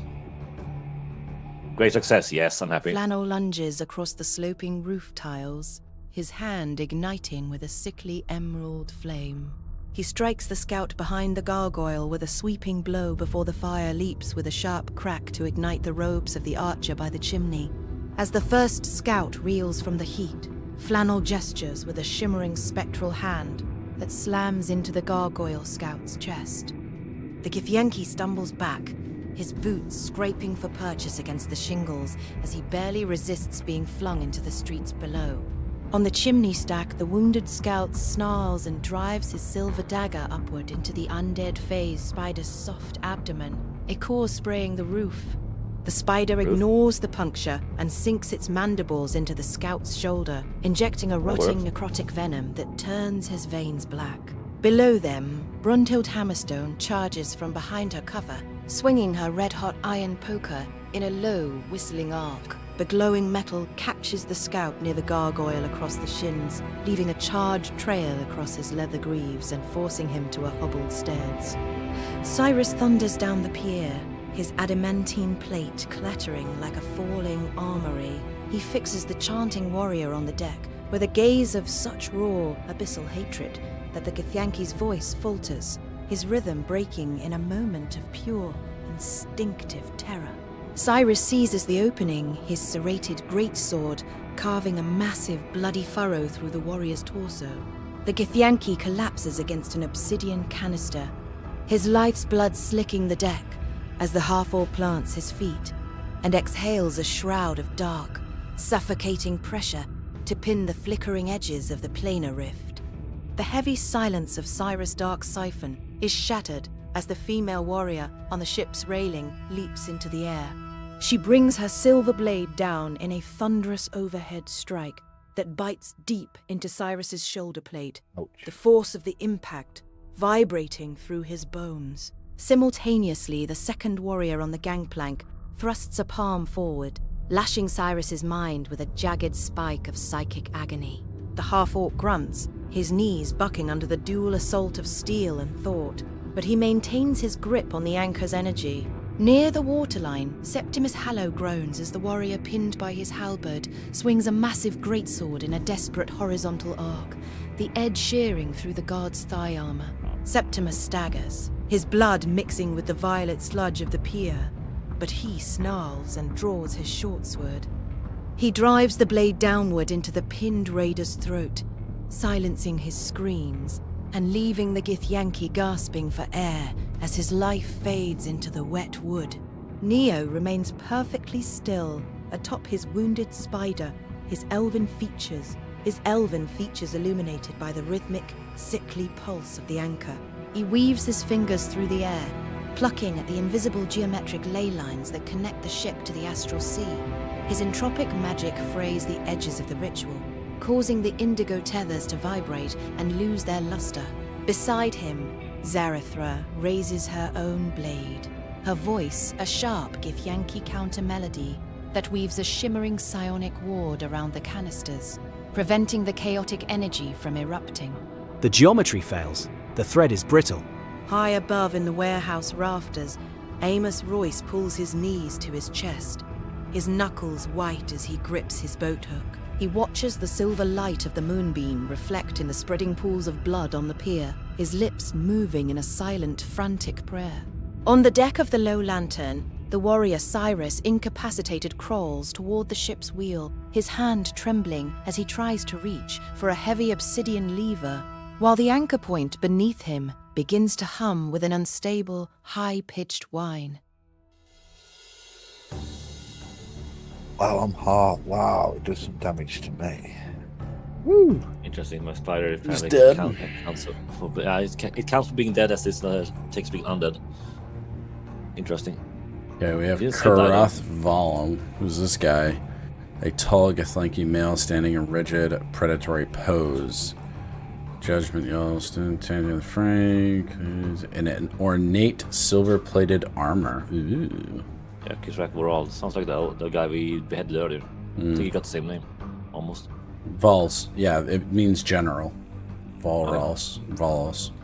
It's usually ensues that they have a dragon as well, but we're not going to ask the narrator about that. You have a dragon fight to hit Mr. Dragonborn? New skill unlocked. Blade weapons, I guess. I mean, I've got blade weapons too. Yeah, because I used my special undead whatever here. Yeah.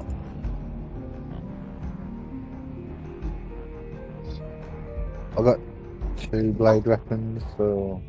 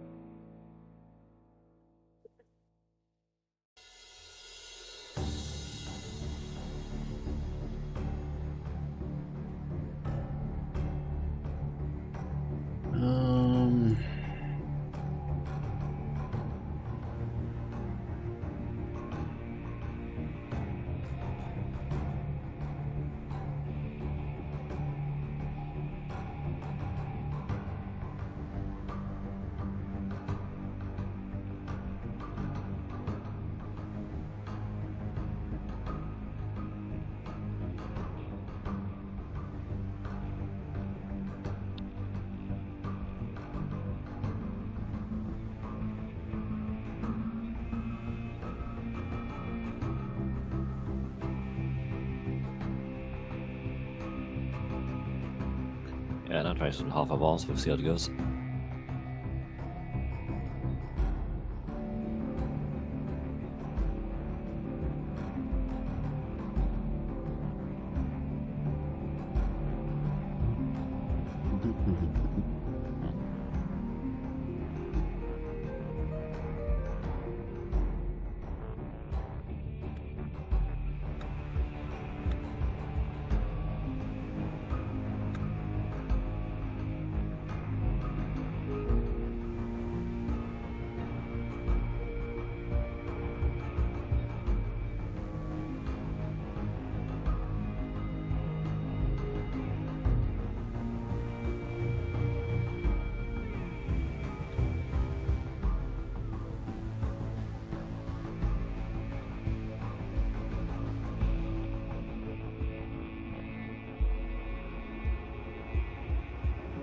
This is a weird way to phrase things.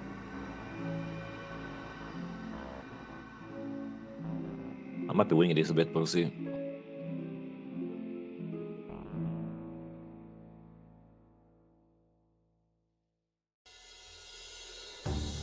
So this goes. Might be a hard roll. Yeah, this might be a hard one for me to see if I can... Yeah, I'm pushing my luck here as a necromancer. You might have action surge as well, Cyrus. Giving you a secondary primary attack, but I guess yeah, it doesn't... I did it. Yeah, I know it was Flannel hard. thrusts I did his it. free hand forward, a spectral palm of shimmering force materializing before the Githyanki scout on the chimney.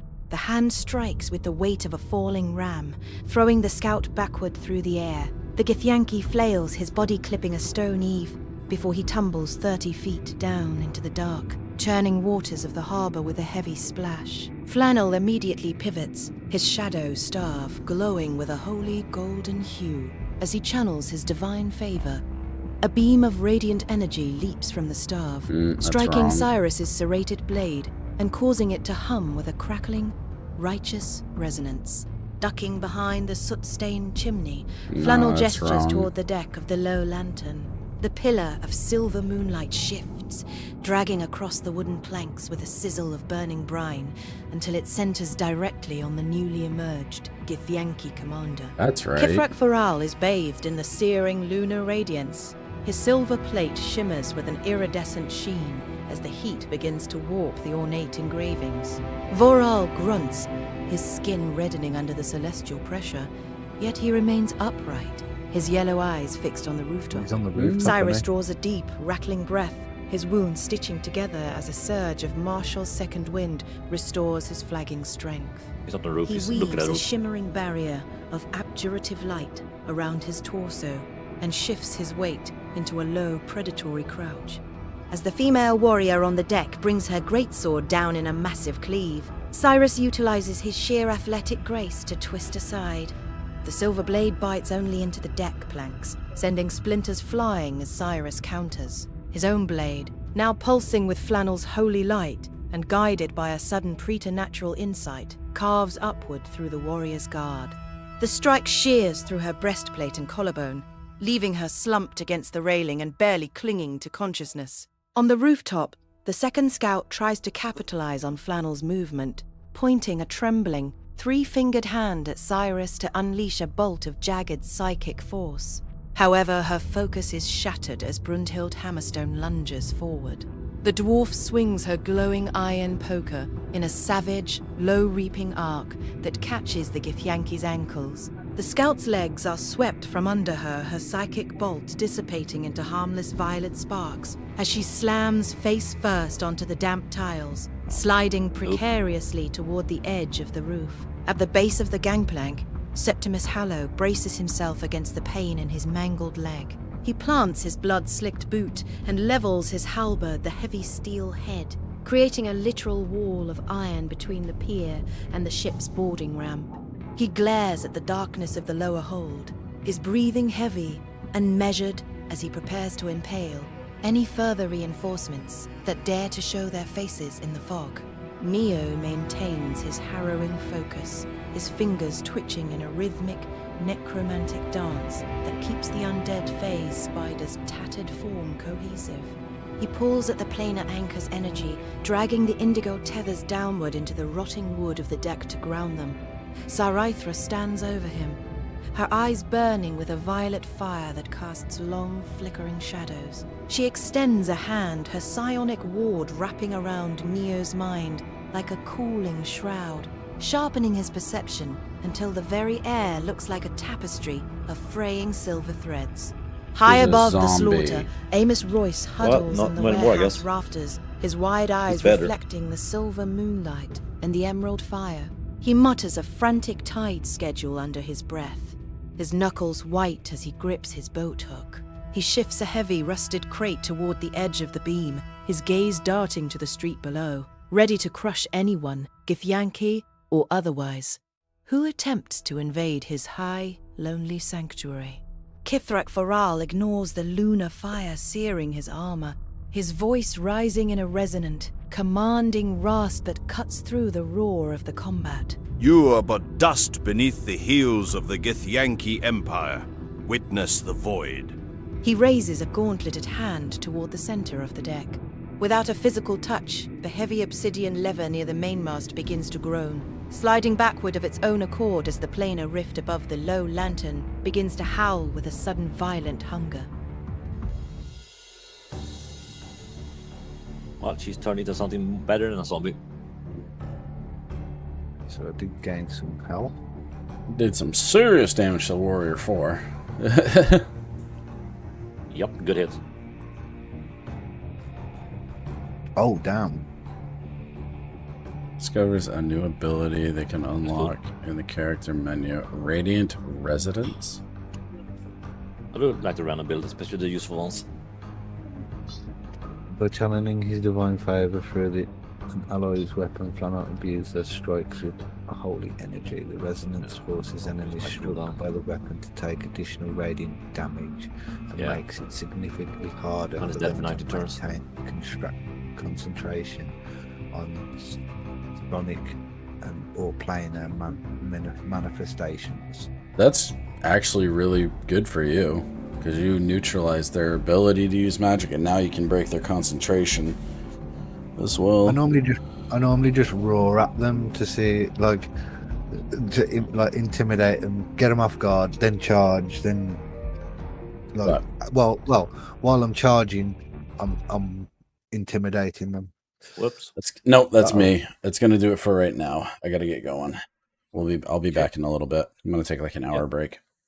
All right, everybody. Thank you so much for watching. Remember to like, subscribe, turn on the bell. Check out the link below for Discord tips, tricks. Always welcome. If you want to game with me, that's where you're gonna find me. And if you're feeling frisky and froggy, hit the join button. I'd love to have a part of that phone crew. All right, y'all have a good one. See you next time. Bye bye. Bye bye. Bye.